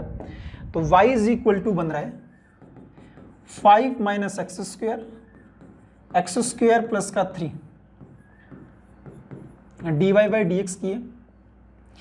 पहले इसको ऐसे ही रखा और इसका कितना आ जाएगा माइनस का 2x, फिर 5 माइनस एक्स स्क्वायर को ऐसे ही रखा और इसका आ जाएगा 2x। तो अगर मैं 2x कॉमन ले लूँ तो यहाँ पे आ जाएगा 5 माइनस एक्स स्क्वायर माइनस का एक्स स्क्वायर माइनस का 6 माइनस 2x स्क्वायर, और यहाँ पे नहीं माइनस ये बचेगा माइनस का एक्स स्क्वायर माइनस का 3, तो माइनस 2x स्क्वायर और ये आ जाएगा अपने पास 2x into minus 2x square plus का 2, तो 2 बार 4x into x square minus 1 का x माइनस 1 x प्लस 1 है ना। ये माइनस आपका बाहर, माइनस ये बाहर रहेगा तो साइन किस स्टेप से आएगा, ये -1 ये 0 ये 1, तो यहाँ से नेगेटिव से स्टार्ट करेंगे क्योंकि बाहर माइनस है, माइनस प्लस माइनस प्लस, तो प्लस से माइनस जा रहा है तो ये तो क्या होगा आपका मैक्सिमा, प्लस से माइनस ये भी मैक्सिमा, मतलब मैक्सिमा कहाँ कहाँ पे मिलेगा, -1 और 1, तो वो कहाँ पे आता है एक्स स्क्वायर इक्वल टू 1 के लिए आता है। तो y इज इक्वल टू क्या बना था अपने पास, ये बना था 5 minus x square plus 3, x square का वैल्यू 1 पुट करेंगे तो कितना आ जाएगा, ये 4 और इंटू 4 16 के लिए अपना क्या हो जाएगा ना मैक्सिमम वैल्यू फाइंड आउट हो गया बेटा। हाँ जी, नेक्स्ट वाले में क्या दे रखा है, let x be the set of all 5 digit numbers formed using the digits 1 2 2 2 4 4 0। इनसे अपने को 5 डिजिट का नंबर बनाना है, ठीक है, कैसे भी बना सकते हैं, अपने पास 3 एक जैसे हैं, 2 एक जैसे हैं, 2 अलग अलग हैं। फॉर एग्जाम्पल जैसे इसने बना दिया 22240, ठीक है, 4 डिजिट का है, बना सकते हैं अपन, 3 2 ले लिए, 2 1 4 ले लिए, 1 0 ले लिया, बना सकते हैं इन x। ओके, वाइल इसको क्यों नहीं बना सकते, क्योंकि स्टार्टिंग में अगर 0 आ गया तो ये 4 डिजिट का बन गया, ये नहीं हो सकता। 444 है ही नहीं अपने पास, तो कैसे बना सकते हैं, तो ये भी नहीं हो सकता। तो इन्होंने एग्जाम्पल भी दे रखा है, ठीक है, नहीं भी देते तो भी आप इतना तो कॉमन सेंस है, अपन कर सकते हैं इसे। Suppose that each element of x has an equal chance of being chosen, ठीक है, हर एक के पास इक्वल चांस है सेलेक्ट करने के लिए। Let p with a conditional probability that any element आपको chosen at random is a multiple of 20 given that it is a multiple of 5।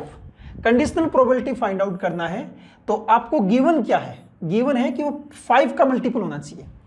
तो जो चीज गिवन रहता है ना वो तो अपन डिवाइड करते हैं जिससे, तो और आपको क्या है उसके जो गिवन पे क्या निकालना है कि वो मल्टीपल ऑफ 20 होना चाहिए, क्योंकि टोटल 5 का मल्टीपल अपॉन में 20 का मल्टीपल। तो पहले अपन चेक कर लेते हैं मल्टीपल ऑफ 5, मल्टीपल ऑफ 5 कौन कौन से नंबर से अपने पास में 1 2 2 2 4 4 0 ये वाले।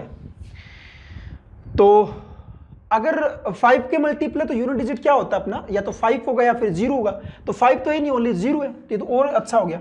और 5 डिजिट का बनाना 1 2 3 4 5।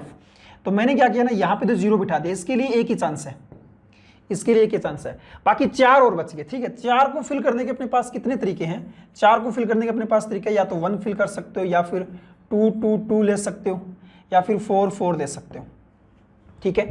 1 को मतलब इन 4 पॉसिबिलिटी को फिल करने की इनमें से कुछ भी ले सकते हैं अपन। तो क्या क्या केस बना सकते हैं, केस नंबर 1 मतलब ये ले लिया मैंने कि 2 एक जैसे आ सकते हैं, 2 एक जैसे आ सकते हैं, है ना, 2 सेम एंड 2 सेम, ठीक है। तो पहला चीज तो 2 एक जैसे लेने के लिए अपने पास 2 पॉसिबिलिटी है ना, 2C2 2 है, 2 में से 2 सेलेक्ट कर लेंगे अपन, 2C2। टोटल फिर कितने बचे अपने पास, टोटल 4 थे, 4 में से 2 2 सेम है, तो 2 फैक्टोरियल इंटू 2 फैक्टोरियल है ना, अरेंज, ये सिलेक्शन हो गया, ये अरेंजमेंट हो गया, ठीक है, दोनों हो गया। तो ये कितना आ जाएगा आपके पास, ये तो 1 आ गया, 4 फैक्टोरियल 4 इंटू 3 इंटू 2 अपॉन में 2 इंटू 2, तो ये कैंसिल आउट, ये आ जाएगा अपने पास में 6। सेकेंड वाला केस नंबर 2, अगर मैं 2 एक जैसे लिया, ठीक है, और 2 मैंने डिफरेंट लिया। अब 2 एक जैसे लेने के लिए अपने पास में 2 पॉसिबिलिटी है, तो 2C1, ठीक। और अब 2C1 में से मैंने क्या कर लिया ना, यहां से कोई एक 2 सिलेक्ट कर लिया, फिर या कोई 2 4 सिलेक्ट कर लिया। अब एक एक अपन डिफरेंट सेलेक्ट कर देंगे, ठीक है, 2 सेलेक्ट करने तो एक एक वो कर लो, तो कितना आ जाएगा 4 फैक्टोरियल डिवाइडेड बाई में 2 फैक्टोरियल, तो ये कितना आ जाएगा 4 इंटू 3, मतलब कितना आ गया 12 आ गया। ये भी केस कर सकते हैं अपन, केस नंबर 3 की 3 एक जैसे ले लो आप और एक डिफरेंट ले लो यार। 3 एक जैसे लेंगे अपन, तो 3 एक जैसे लेने के लिए तो एक ही चांस है अपने पास, एक ही तरीका है, ठीक है, और एक डिफरेंट लेने के लिए इनमें से कोई भी एक ले सकते हैं, तो वो पहले सेलेक्ट करना पड़ेगा, 2 में से कोई एक। अब 4 में से 3 एक जैसे तो डिवाइडेड बाई 3, तो ये कितना आ जाएगा 2 इंटू में ये कितना बचेगा 4, तो ये आ जाएगा 8, ठीक। और केस नंबर 4 और कुछ कर सकते हैं अपन क्या, 2 एक जैसे हो गए, 3 एक जैसे और 2 एक जैसे 2 डिफरेंट, चारों डिफरेंट कर सकते हैं क्या, चारों डिफरेंट तो नहीं कर सकते अपन, तो 3 एक जैसे हो गया, एक डिफरेंट हो गया, 2 सेम 2 ये वाले हो गए, है ना, और क्या केस बन सकता है, तो ये तो कितने आ गए अपने पास में, 3 एक जैसे हो गए, तो ये तो एक तरीका, और फिर 2 एक जैसे का 2c1 इंटू 2, तो ये आ जाएगा 4 और इंटू 8 आ गया, ठीक है। ये ऊपर वाला कितना आ जाएगा अपने पास, 2 से 2 कैंसिल आउट, ये 2 से 2 कैंसिल आउट, तो ये मैंने लगता है गलत लिखा है, ये गड़बड़ हो गया है ना, ये आपका कितना आ जाएगा ना, ये आ जाएगा अपने पास में 4 इंटू 3 इंटू 2 इंटू 1, तो 12 और 24, तो 24 और प्लस कितना आ गया 30 और 38 आ गया अपने पास में टोटल पॉसिबिलिटी, ठीक है, 38 तो टोटल आ गए। अब इसमें से क्या करना है अपन को ना, कि ऐसे प्रोबेबिलिटी अपन को फाइंड आउट करनी है जिसमें मल्टीपल ऑफ क्या बनना चाहिए ना, 20 आना चाहिए, तो 20 के मल्टीपल चेक कर दो जो 5 के मल्टीपल है, तो मल्टीपल ऑफ 20, मल्टीपल ऑफ 20 के मल्टीपल देखने अपन को, तो 20 के मल्टीपल 5 का मल्टीपल ऑलरेडी है, तो 20 के मल्टीपल के लिए क्या देखेंगे, मल्टीपल ऑफ 4 और देख लो आप, मल्टीपल ऑफ 4 का मल्टीपल एक बार और चेक कर लेते हैं अपन। अब 4 का मल्टीपल का मीनिंग होता है बेटा, अगर मैं 5 डिजिट का अपने पास में, तो लास्ट 2 डिजिट क्या होना चाहिए ना 4 का मल्टीपल, इनमें से 1 2 2 2 4 4 0, तो क्या हो सकता है, या तो हो सकता है 20, है ना। अब अपने पास में 3 पॉसिबिलिटी और बचेगी, 3 के लिए कौन कौन सा फिल कर सकते हैं, 1 कर सकते हैं, 2 2 कर सकते हैं, 4 4 कर सकते हैं, यही कर सकते हैं ना, बाकी एक तो 2 चला गया और एक 0 चला गया, तो यही बचे अपने पास में, ठीक है। केस नंबर 1, 3 को फिल करना है ना, तो 2 सेम 1 डिफरेंट, तो 2 सेम के लिए अपने पास में 2 पॉसिबिलिटी है, 2 में से कोई एक सेलेक्ट करेंगे, ठीक है, 2c1 आ गया, 2 में से कोई एक सेलेक्ट कर दिया। अब डिफरेंट के लिए भी अपने पास में 2c1 होगा, 2 में से कोई एक सेलेक्ट करेंगे अपन, ठीक है। फिर 4 में से, सॉरी 3 है टोटल, ना 3 में से अपने पास में 2 सेम है, तो एक तो ये कैंसिल आउट हो गया, तो ये 6 इंटू 2 आपका आ जाएगा 12। केस नंबर 2 क्या बन सकता है ना, केस नंबर 2 के अंदर ये हो सकता है कि 2 तो मैंने इसमें एक जैसे रखा, एक डिफरेंट रखा, आप ये भी कर सकते हो कि तीनों के तीनों डिफरेंट रख लो, तब कितना आ जाएगा ना 3 फैक्टोरियल, और कितना आ जाएगा 6, है ना, 3 फैक्टोरियल मतलब कितना 6, 3 डिफरेंट रख सकते हैं अपन, 2 सेम रख लिए और एक डिफरेंट, बस यही केस बनेगा, ठीक। अब मैं ये भी तो लिख सकता हूँ 1 2 3 और एक अगर 4 0 भी रख लें अपन, है ना, इनमें से वो भी मल्टीपल ऑफ 4 एंड 5 है। यहाँ पे अब अपने पास क्या क्या पॉसिबिलिटी बची, अब अपने पास पॉसिबिलिटी बचेगा 1, एक तो 1 बच गया, 2 2 2 अपने पास ये बच गया, और एक बचेगा 4 बस। तो अब केस क्या बन सकता है, एक तो बन सकता है ऑल 3 सेम, मतलब 3 सेम, तो 3 सेम के लिए तो क्या तरीका होगा, एक ही तरीका होगा, बस 2 2 2 बिठा दो, एक ही तरीका है बस। सेकंड, 2 सेम रख लो एक डिफरेंट कर लो, 2 सेम के लिए तो एक ही तरीके इन 2 में से ले सकते हैं, एक डिफरेंट में से इनमें से कोई एक ले सकते हैं, तो 2c1 और 3 फैक्टोरियल बाई 2 फैक्टोरियल, तो ये कैंसिल आउट, ये आ गया 6। थर्ड वाला तीनों डिफरेंट ले लो यार, तीनों डिफरेंट ले लेंगे तो आ जाएगा 3 फैक्टोरियल मतलब आ जाएगा 6, तो 6 और 6 12 और 13 प्लस 6 प्लस 12 तो आ जाएगा 25 और 6 31 आ गया अपने पास में फेवरेबल, और टोटल कितने थे अपने पास में 38। ये P का वैल्यू आ गया, अपन को पूछा 38P, तो 38P का आंसर कितना आ जाएगा 31 आ जाएगा बेटा, 38P का आंसर कितना आ जाएगा 31। हाँ जी, अगले वाले पे चलते हैं। नेक्स्ट वाले में क्या दे रखा है ना, let A1 A2 A3 dot dot dot A8 be the vertices of a regular octagon that lies on a circle of radius 2। यहां तक पढ़ के मेरे को जहां तक लगता है ना बच्चे को क्लिक कर गया होगा कि क्या पूछना चाह रहा है वो, कहां पे अपन को जोर देना है बात पे।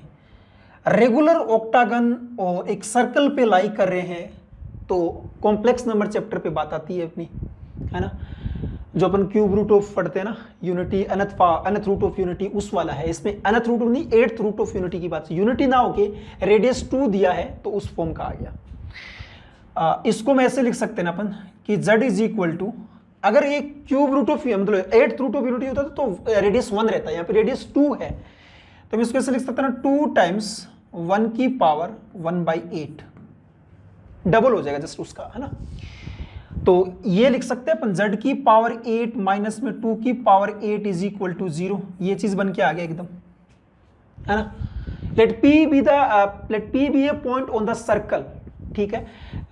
एक टाइप से डायग्राम बना लेते हैं अपन, तो और ज्यादा क्लियर हो जाएगा आपकी चीजें। तो ये आ जाएगा, ये इस टाइप से बन के आ गया। इसको 8 पार्ट में तोड़ना है, तो एक पार्ट नाम भी दे देते हैं AI है, तो ये A1, फिर ये A2, फिर ये A3, फिर ये A4, ये A5, ये A6, ये A7 और ये A8, ये चीज हो गया, है ना। और अगर मैं इन सबको मिला देता हूं तो ये रेगुलर ऑक्टागन बन जाएगा इस फॉर्म में, ये आ गया रेगुलर ऑक्टागन। अब इस रेगुलर ऑक्टागन, ये जो 8 पॉइंट है अपने पास, P पॉइंट है वो सर्कल पे कहीं ना कहीं है, P जो पॉइंट है अपना वो सर्कल पे कहीं ना कहीं लाई कर रहा है, तो P पॉइंट कहीं मान लो P पॉइंट मैंने यहां माना, तो इस P पॉइंट का सबसे डिस्टेंस फाइंड आउट करना है अपन को, ठीक है। P पॉइंट को मतलब P पॉइंट का आपका A1 से डिस्टेंस, A2 से डिस्टेंस, A3 से, और P पॉइंट वेरी कर रहा है तो अपन को मैक्सिमम डिस्टेंस फाइंड आउट करना है, ठीक है। अब ध्यान देंगे अगर अपन ये A1 A2 A3 इस टाइप से वैल्यू लिखा हुआ है अपने पास, और इनके में अगर ये मान लेता हूं, ये α1 α2 α3 ये अपन ऑलवेज लिखते ही रहते हैं, तो इससे थोड़ा सा चीजें क्लियर जल्दी हो जाएंगी। ये अपने पास रूट्स आ गए, ये रूट्स किसके है बेटा, ये रूट्स 8 रूट्स है, ये 8 डिग्री का इक्वेशन है, इसी के रूट्स है। तो इसको मैं ऐसे लिख सकता हूं ना, z की पावर 8 माइनस में 2 की power 8 is equal to z minus का α1, z माइनस का α2, z माइनस का α3 dot dot dot dot z minus का α8 लिख सकते हैं। अब एक बहुत ही खास बात, PA1 PA2 डिस्टेंस किसको बताता है। आप इसमें अगर चैप्टर में कॉम्प्लेक्स नंबर की चैप्टर में PA1 डिस्टेंस है, P पॉइंट मान लो कुछ आप भी, Z ले रखा है Z1 आप, तो मैं ये मान लेता हूं Z0, तो Z0 माइनस Z1 और इसका मोड का डिस्टेंस निकालना है। PA2 का मतलब क्या हो जाएगा, Z0 माइनस का Z2, ठीक, ये वाला डिस्टेंस आ जाएगा। तो ये वाला अपना यहां पे अगर मैं दोनों तरफ मोड लगा दूं तो काम बन जाएगा अपने पास में। पहले मैं Z को सेटिस्फाई करा देता हूं, मतलब Z को रिप्लेस कर देता हूं दोनों तरफ Z0 से, तो क्या बन के आएगा अपने पास में, Z0 माइनस Z0 की पावर 8 माइनस 2 की power 8 equal to Z0 minus का α1, Z0 माइनस का α2, जेड नॉट माइनस का अल्फा 8। ठीक, ये पूरा का पूरा क्या आ जाएगा। अब अगर PA1 P2 डिस्टेंस निकालना, दोनों तरफ मोड ले लो आप, पूरे का मोड, और मोड अपना अलग अलग लगा सकते हैं। तो ये जेड नोट की पावर 8 माइनस 2 की पावर 8 और is equal to z nought minus का अल्फा 1 का mod, z nought minus alpha 2 का मोड, अलग अलग लगा सकते हैं अपन। ये किसको बताएगा, सारी की सारी डिस्टेंस को ये बताएगा अपने पास PA1 into PA2 into PA3 dot dot dot PA8 को, ये उन सारी डिस्टेंस को बताएगा। और यहाँ पे जेड नोट का पावर 8 माइनस 2 का पावर 8 का ये मोड हो गया। ये अपन को इसकी मैक्सिमम वैल्यू निकालनी है ना, तो ये तो एक इनइक्वलिटी लगा सकते हैं अपन। जेड नोट की पावर 8 माइनस 2 की पावर 8 को क्या लिख सकता हूं मैं, लेस देन और इक्वल टू जेड नोट का मोड का पावर 8, या फिर पावर को अंदर रखो तो भी कोई फर्क नहीं पड़ेगा, प्लस में 2 की पावर 8, ये लिख सकते हैं अपन। जेड नोट क्या होगा बेटा, जेड नोट का मतलब, जेड नोट के मोड का मतलब होता है जेड नोट पॉइंट का ओरिजिन से डिस्टेंस।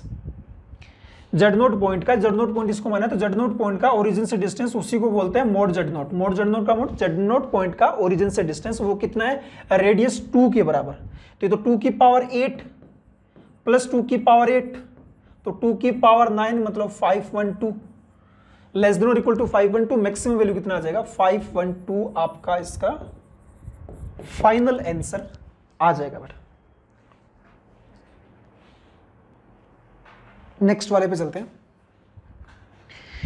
नेक्स्ट वाले में क्या दे रखा है, R एक मैट्रिक्स दे रखा है जिसमें A3BC2D050, ABCD अपन को यहां से लेना है 0 3 5 7 11 13 17 19। ओके, प्राइम नंबर दे रखे हैं यार, इसको छोड़कर प्राइम नंबर पे डिस्कस चल रहा है अपना। The number of invertible matrix of in R। Invertible matrix का मतलब अपने पास में उस मैट्रिक्स का डिटरमिनेंट का वैल्यू 0 नहीं होना चाहिए, ये फाइंड आउट करना है। ऐसे अपन को मैट्रिक्स फाइंड आउट करना है, टोटल नंबर ऑफ मैट्रिक्स जिनमें डिटरमिनेंट R का वैल्यू 0 नहीं होना चाहिए। अपन उल्टा करेंगे, R 0 कहां पे होता है वो चेक करेंगे और टोटल में से माइनस कर देंगे। ठीक है, मेरे को ये चेक करना है कि डिटरमिनेंट R 0 कहां पे होता है। तो डिटरमिनेंट R का मतलब अपन मैं अगर सिंप्लीफाई करूं इसको तो प्लस माइनस प्लस, तो -5 इंटू में कितना चला जाएगा, AD माइनस का BC।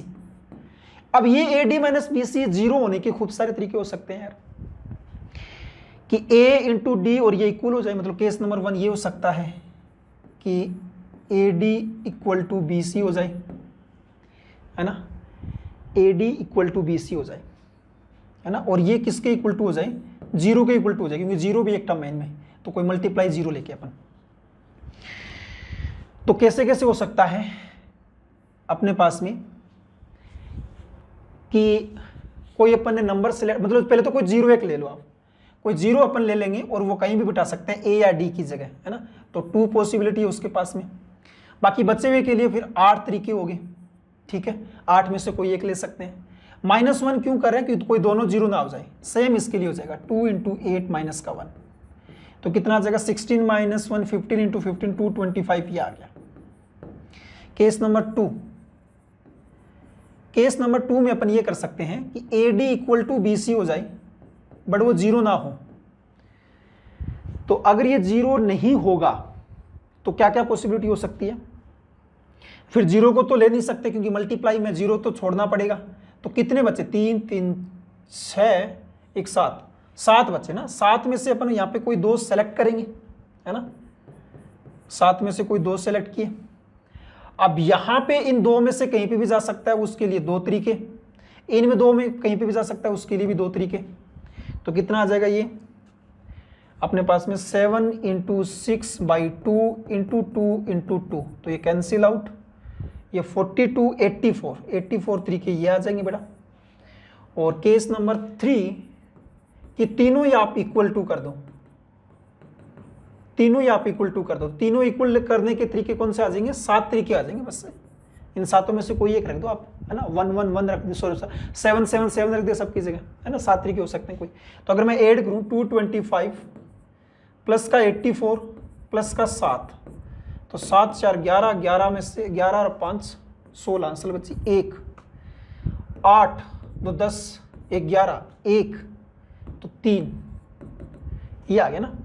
और अगर मैं ये निकालूं टोटल, तो टोटल के लिए तो कुछ भी वैल्यू जा सकती है। तो 8 possibility, A B C D 4 है, तो 8 इंटू 8 इंटू 8, तो 8 की पावर 4 आ जाएगा। 8 की पावर 4 क्या होता है, 4096 रहता है बेटा। 4096 माइनस 316, तो कितना आ जाएगा ना, ये आंसर आ जाएगा 3780। ये आपके पास में फाइनल आंसर आ जाएगा 3780। नेक्स्ट वाले क्वेश्चंस पे चलते हैं। Let C1 be the circle of radius 1 with center at the origin. Okay, C1 किस टाइप का सर्कल है जिसका सेंटर 0 0 है और रेडियस कितना है, 1 है। C2 with the circle of radius R and centre at the point A। C2 जिसके लिए सेंटर कितना है 4,1 और जो रेडियस है वो 1 और 3 के बीच में है। To distinct common tangent PQ and ST अपन को ड्रॉ करना है C1 और C2 के लिए, ठीक है। दो टेंजेंट अपने पास, दोनों सर्कल बना लेते हैं। तो एक सर्कल तो ये आ गया यार, है ना, और दूसरा सर्कल ये हो जाएगा। तो ये तो है 0,0 सेंटर, ये सेंटर है 4,1, ठीक।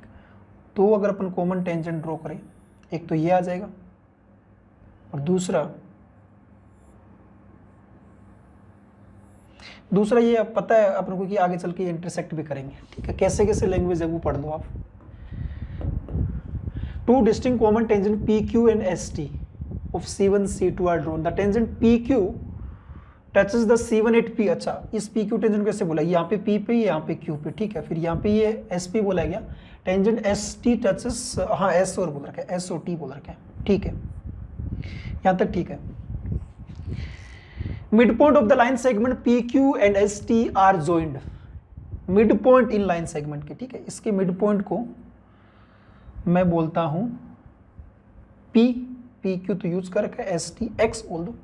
इसका मिड पॉइंट आ गया X, इसका मिड पॉइंट आ गया Y, है ना। इनके मिड पॉइंट को अगर मैं ज्वाइन करूं, मिड पॉइंट को अगर मैं ज्वाइन करूं, mid point of the line segment PQ and ST are joined to form a line which meets the X axis at a point B। इनका जो मिड पॉइंट है ना वो B आ रहा है और वो X एक्सिस पे मिल रहा है, ठीक है। मतलब ये लाइन ऐसे है क्योंकि ये भी और आपका X एक्सिस पे है, तो इस टाइप से लाइन आ रही है, ठीक है। मतलब ये जो लाइन है ना, ये X एक्सिस है अपने पास में, हो सकता है, कोई दिक्कत नहीं है ना। अब आगे और चलते हैं। AB, अच्छा AB, ये जो डिस्टेंस, ये पॉइंट A है, ये जो AB डिस्टेंस है ना, ये कितना है अपने पास में, √5 दिया हुआ है। ये डिस्टेंस √5 दिया हुआ है। देन R स्क्वायर बताना है। R स्क्वायर का मतलब ये कोई भी डिस्टेंस अपन निकाल लेते हैं। यार क्या कंसेप्ट लगा इसमें, मैं थोड़ा और पीछे चलते हैं इसमें। ये मिड पॉइंट बोला है तो ये डिस्टेंस इक्वल रहेगा, ये डिस्टेंस भी इक्वल रहेगा। अब तो ये बन गया, कैसे बन गया ना, दो सर्कल दिखाई दे रहे हैं तब ये क्लियर हो गया। मैंने X वाला पॉइंट दिया, X वाले पॉइंट के लिए ये आउटसाइड में, मतलब ये जो लेंथ ऑफ टेंजेंट है XP XQ बराबर होगा। Y वाले पॉइंट के लिए ये आपका बराबर है, दो सर्कल के लिए। तो अगर मैं पॉइंट्स को मिलाऊं तो ये किसकी तरह काम करेगा, रेडिकल एक्सिस की तरह काम करेगा, है ना, रेडिकल एक्सिस की तरह काम करेगा। लेंथ ऑफ टेंजेंट आपके लिए इक्वल है। तो दो सर्कल के लिए रेडिकल एक्सिस कैसे निकालते हैं वो बात करते हैं अपन। तो एक्स स्क्वायर ये कितना आ जाएगा, x-4 का होल स्क्वायर, y-1 का whole square is equal to r square, और ये आ जाएगा x square plus y square is equal to कितना, 1। अब अगर मैं ये सर्कल 1, ये सर्कल 2, रेडिकल सर्कल के लिए अगर मैं इसको बोलूँ S1, ये S2 बोले तो क्या आ जाता है, S1 माइनस S2 ही तो होता है ना। जो अपना कॉमन कोड रहता है सबके लिए ये फॉर्मूला सेम रहता है। तो ये कितना आ जाएगा, ये आ जाएगा एक्स स्क्वायर प्लस का 16 माइनस का 8x, y स्क्वायर माइनस का 2y प्लस का 1, और माइनस का एक्स स्क्वायर माइनस का y square equal to r square minus का 1। तो ये एक्स स्क्वायर वाई स्क्वायर से ये कैंसिल आउट, है ना। और ये एक्स वाई लाइन का इक्वेशन आ गया अपने पास में। एक्स वाई लाइन का इक्वेशन क्या आ गया ना, माइनस का 8x माइनस का 2y प्लस का 17 equal to r square minus 1। ठीक है, अब ये बी पॉइंट निकालना है मेरे को अगर बी पॉइंट पता लग जाए, ए पॉइंट मालूम है, फिर मैं निकाल लूंगा आराम से। बी पॉइंट कहाँ पे, एक्स एक्सिस पे है, तो इसके लिए वाई को मैंने 0 कर देता हूँ। वाई को जैसे ही मैंने 0 किया तो अपने पास कितना आ जाएगा, साइड लेके आओ 8x, ये इस साइड में आएगा तो ये आ जाएगा कितना 18 माइनस का आर स्क्वायर, है ना। तो x कितना आ जाएगा अपने पास में 18 माइनस आर स्क्वायर बाई का 8। तो कहने का मतलब बी पॉइंट कितना आ गया अपने पास, बी पॉइंट आ गया अपने पास में, बी पॉइंट आ गया 18 माइनस आर स्क्वायर बाई का 8 कोमा में 0, और ए पॉइंट कितना है 4,1 है। इनके बीच का डिस्टेंस दे रखा, आर अपने आप से आएगा। ए भी डिस्टेंस कितना है, √5 है। तो कितना आ जाएगा, स्क्वायर रूट में 18 माइनस आर स्क्वायर बाई का 8 माइनस का 4 का होल स्क्वायर प्लस में 1 इज इक्वल टू √5। अब ये 5 तो ये 1 आ गया तो इसको 4 होना पड़ेगा। इसको 4 होने के लिए अंदर वाला प्लस माइनस 2 हो सकता है ना। अंदर वाला क्या हो सकता है, प्लस माइनस का 2। तो ये अगर मैं माइनस का 2 किया या प्लस के 2 पे तो डिफाइन नहीं हो पाएगा, माइनस का 2 करेंगे तो 18 माइनस आर स्क्वायर माइनस का 32 और माइनस का 16, तो 18 minus r square is equal to 16। तो r square is equal to कितना आ जाएगा, 2 आ जाएगा। तो आर का वैल्यू √2 जो कि 1√3 के बीच में, तो सही है। तो आर स्क्वायर का वैल्यू 2 आ जाएगा अपने पास। हाँ जी, नेक्स्ट वाले पे चलते हैं। नेक्स्ट वाला अपना एक पैराग्राफ है, consider an obtuse angle triangle A B C in which the difference between the largest and smallest angle is π/2। आज इसने खुद से कुछ नहीं बोला कौन सा ऑब्ट्यूज एंगल है, कौन सा स्मॉलेस्ट है, अपने पास पूरी फ्रीडम है, आप जो मानना चाहो ना वो मान सकते हो। ठीक है, कोई दिक्कत नहीं है। ये मैंने एंगल ए बी सी लिया, ठीक है। मैंने एंगल बी को क्या बोल दिया ना, सबसे बड़ा एंगल बोल दिया, ठीक है। तो इसके साइड की ये होगी स्मॉल बी, ये होगा स्मॉल ए, ये होगा स्मॉल सी, ए बी सी इसकी साइड से, ठीक है। तो बी के अपोजिट का ये एंगल होगा, इसका मतलब ये होगा एंगल बी है वो बड़ा है एंगल ए से, एंगल ए बड़ा है एंगल सी से, ये है। तो इनके अपोजिट साइड मतलब बी साइड बड़ी होगी ए साइड से, ए साइड बड़ी होगी फिर सी साइड से। आपने खुद से माने ए बी ए सी, कैसे भी मान सकते हो आप, कोई भी आपके पास कुछ भी नहीं लिखा हुआ है तो अपने पास, है ना। फिर अगर मैं इन साइड्स को अगर देखूं, बी सबसे बड़ा साइड है, ए बी सी किसके अंदर है अपने पास में, वो sides are in arithmetic progression, है ना। तो बी ए सी लिया, ये ए पी के अंदर है, ए बी सी नहीं लिया मैंने बी ए सी लिया है ना, मैंने बी ए सी लिया, ये ए पी के अंदर है। तो ये अगर ए पी के अंदर है तो मैं ऐसे लिख सकता हूँ ना, ए ये सबसे बड़ा साइड है तो ये ए प्लस डी आ जाएगा, और ये आ जाएगा ए माइनस का डी आ जाएगा, है ना। ऐसे लिखते हैं, ये सबसे बड़ा साइड, फिर ये अपने पास जो एक कंडीशन दे रखी है उसके अकॉर्डिंग लिख सकते हैं। और दो एंगल कौन सा, सबसे बड़ा वाला एंगल कौन सा, सबसे बड़ा वाला एंगल बी है, और सबसे छोटा वाला एंगल कौन सा है, सी है। तो बी माइनस सी कितना आ जाएगा अपने पास में, π/2 दे रखा है। तो angle b is equal to क्या आ जाएगा ना, π/2 प्लस का एंगल c आ गया। तो sine b is equal to में कोस c लिख सकते हैं अपन, है ना। Sine b is equal to में कोस c लिख सकते हैं अपन, ठीक है।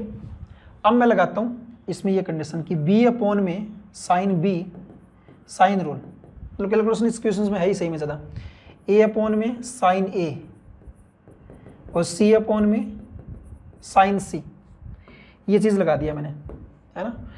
तो b को मैं क्या लिख सकता हूँ ना, b साइड को मैंने यहाँ पे लिखा है a प्लस डी, तो a प्लस डी अपॉन में साइन b, और a अपॉन में साइन a, और c अपॉन में c की जगह a माइनस डी अपॉन में साइन c।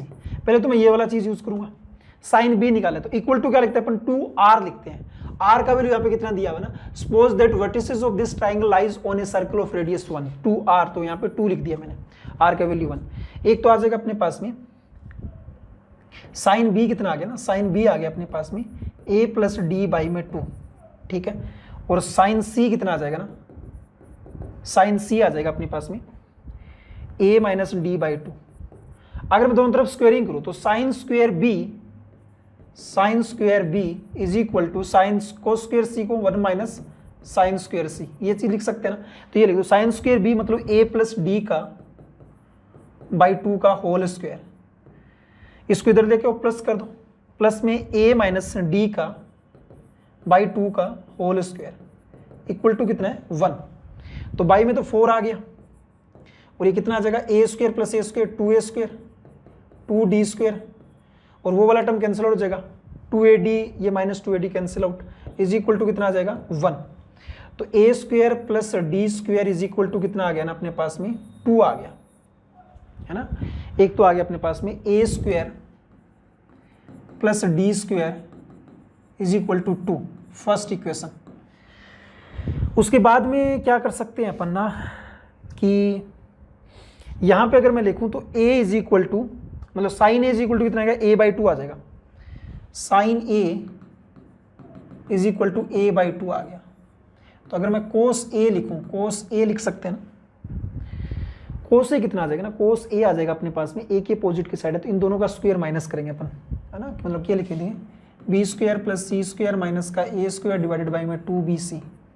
तो कोस a को क्या लिख सकते हैं अपन, कोस स्क्वायर a मतलब स्क्वायर रूट में 1 माइनस a स्क्वायर बाई 2 बोल सकते हैं। और ये कितना आ जाएगा ना बी स्क्वायर, बी अपने पास किसकी तरह है, बी की जगह मैंने क्या लिखा ना, ये बी ए सी है अपने पास, ये ध्यान में रखना, ये बी ए सी है तो बी को लिखा है ए प्लस डी, तो ए प्लस डी का होल स्क्वायर, सी अपने पास ए माइनस डी का होल स्क्वायर और माइनस का ए स्क्वायर की जगह ए स्क्वायर है तो twice of A square minus D square आ गया।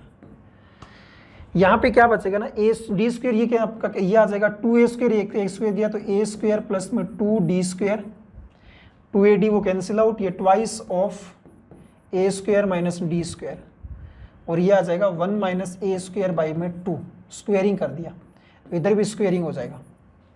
कितना बचेगा 1 माइनस a स्क्वायर बाई में 2, ये a square plus d square का वैल्यू पुट कर सकते हैं अपन 2, तो 2 प्लस में डी स्क्वायर और twice of A square minus D square, इस पूरे का होल स्क्वायर। अब यार इनको सिंप्लीफाई करना है, कैलकुलेशन सही में बहुत ज़्यादा था इसका, इन दोनों को मैंने सिंप्लीफाई किया था, मैं वैल्यू बता देता हूँ डायरेक्टली आपको। इनको सिंप्लीफाई करने के बाद में जो आंसर आ रहा था ना वो आ रहा था कि ए स्क्वायर का वैल्यू तो आ रहा है 7/4 और डी स्क्वायर का वैल्यू आ रहा था 1/4, ये आ जाएगा। तो ए साइड तो कितना आ गया √7/2 और √7/2 और डी कितना आ जाएगा 1/2। तो एक तो था अपने पास क्या क्या साइड है, एक तो a प्लस डी, तो एक तो साइड आ जाएगा √7 प्लस 1/2, एक आ जाएगा √7/2, एक √7 माइनस 1/2, ये 3 साइड आ गई अपने पास में। अब क्या क्या चीज़ फाइंड आउट करनी है, एक तो फाइंड आउट करना है एरिया, एरिया है और आर दे रखा है तो अपन को ये फॉर्मूला याद होना चाहिए था, r is equal to A B C upon में 4 डेल्टा, डेल्टा मतलब एरिया और एरिया ए बी सी मालूम है तो अपन डेल्टा निकाल सकते हैं यहाँ से। डेल्टा कितना आ जाएगा ए बी सी अपॉन में 4 आर, आर का वैल्यू कितना है 1, ए बी सी का वैल्यू इनका मल्टीप्लाई करेंगे तो ये इन दोनों का मल्टीप्लाई कितना आ जाएगा 7 माइनस 1 मतलब 6/4 और इंटू में √7/2, ये एबीसी का वैल्यू आ गया, इंटू में डिवाइड बाई 4 और आ जाएगा और ये डेल्टा का वैल्यू है क्योंकि 4 × 1 तो ये कितना आ जाएगा अपने पास में 3, तो 3√17/16 ये आ गया, ये डेल्टा का वैल्यू आ गया, उसको ए से बोल रखा है ठीक है।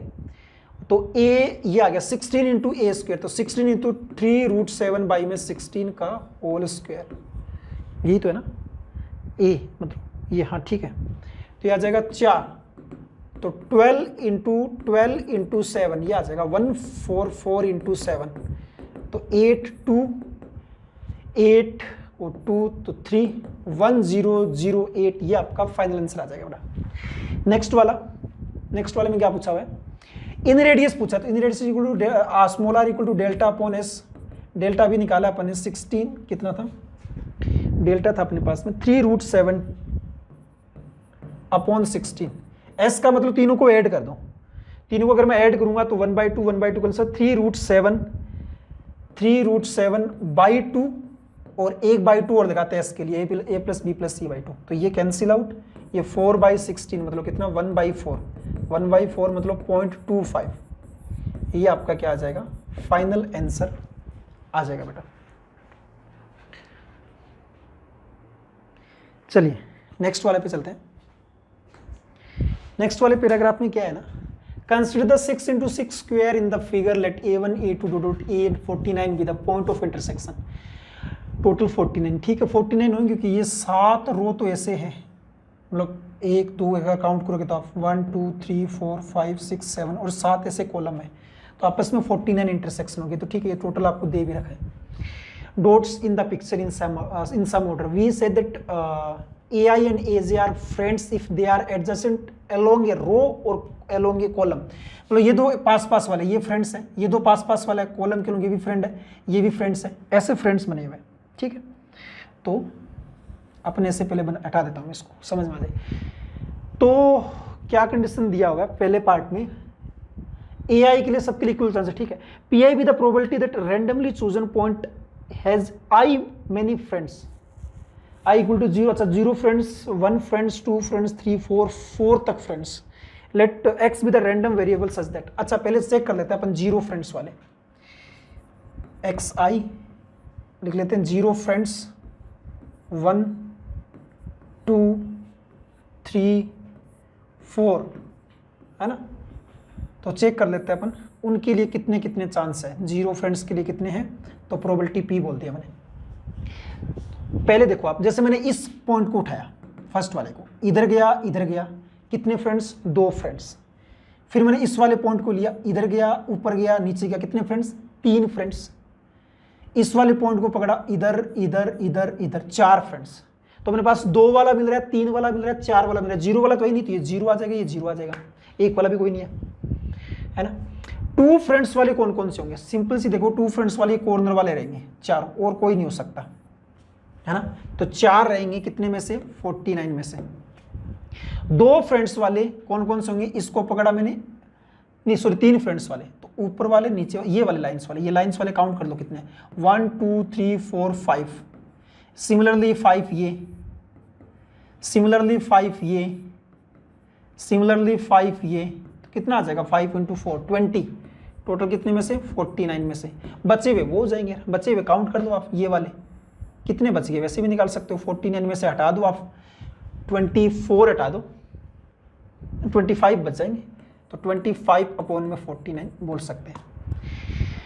अब निकालना क्या है, E 7 times E of xi, तो ये तो E ऑफ xi तो निकाल सकते हो आप, इनका मल्टीप्लाई करना होता है, 0 ये कितना आ जाएगा 8/49, ये 60/49,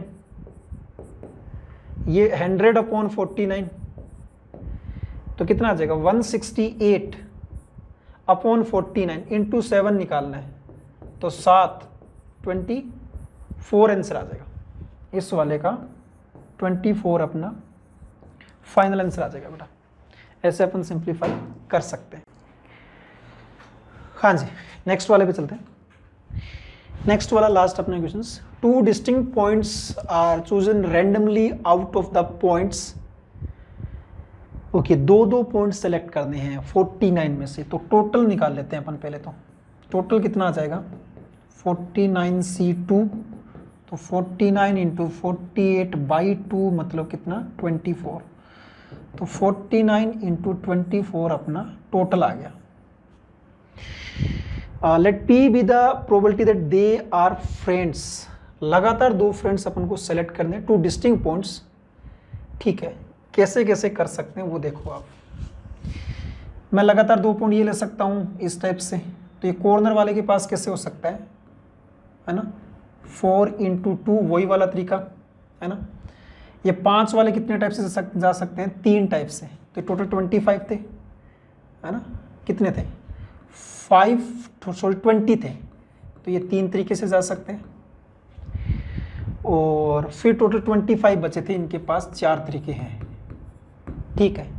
अब ना इसमें एक पंगा क्या हो रहा है ना, मान के चलो मैंने ये 2 पॉइंट लिए, ठीक है, ये 2 पॉइंट लिए, अब इन दो ये जो पॉइंट है इसको मैंने ऐसे भी तो काउंट कर लिया, मतलब इस पॉइंट को इस तरफ ले गया, इस तरफ ले गया, इस तरफ ले गया, तब भी मैंने काउंट किया, मतलब ये वाला, और यहाँ से इसकी तरफ से भी काउंट किया, तो डबल बार काउंट करें सबको, तो डिवाइड बाई 2 और आ जाएगा।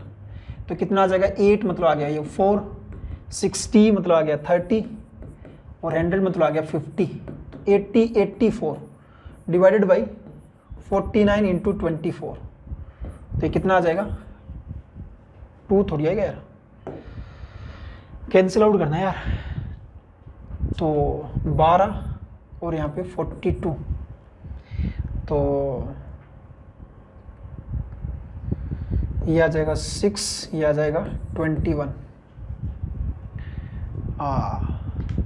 ठीक, तो 7, ये आ जाएगा 3, ये आ जाएगा 2, 1/14 आ जाएगा आंसर। और क्या लिखा 7 इंटू 7 और करेंगे तो 1/2 मतलब 0.5 आंसर आ जाएगा। इतना नोट डाउन कर सकते हैं।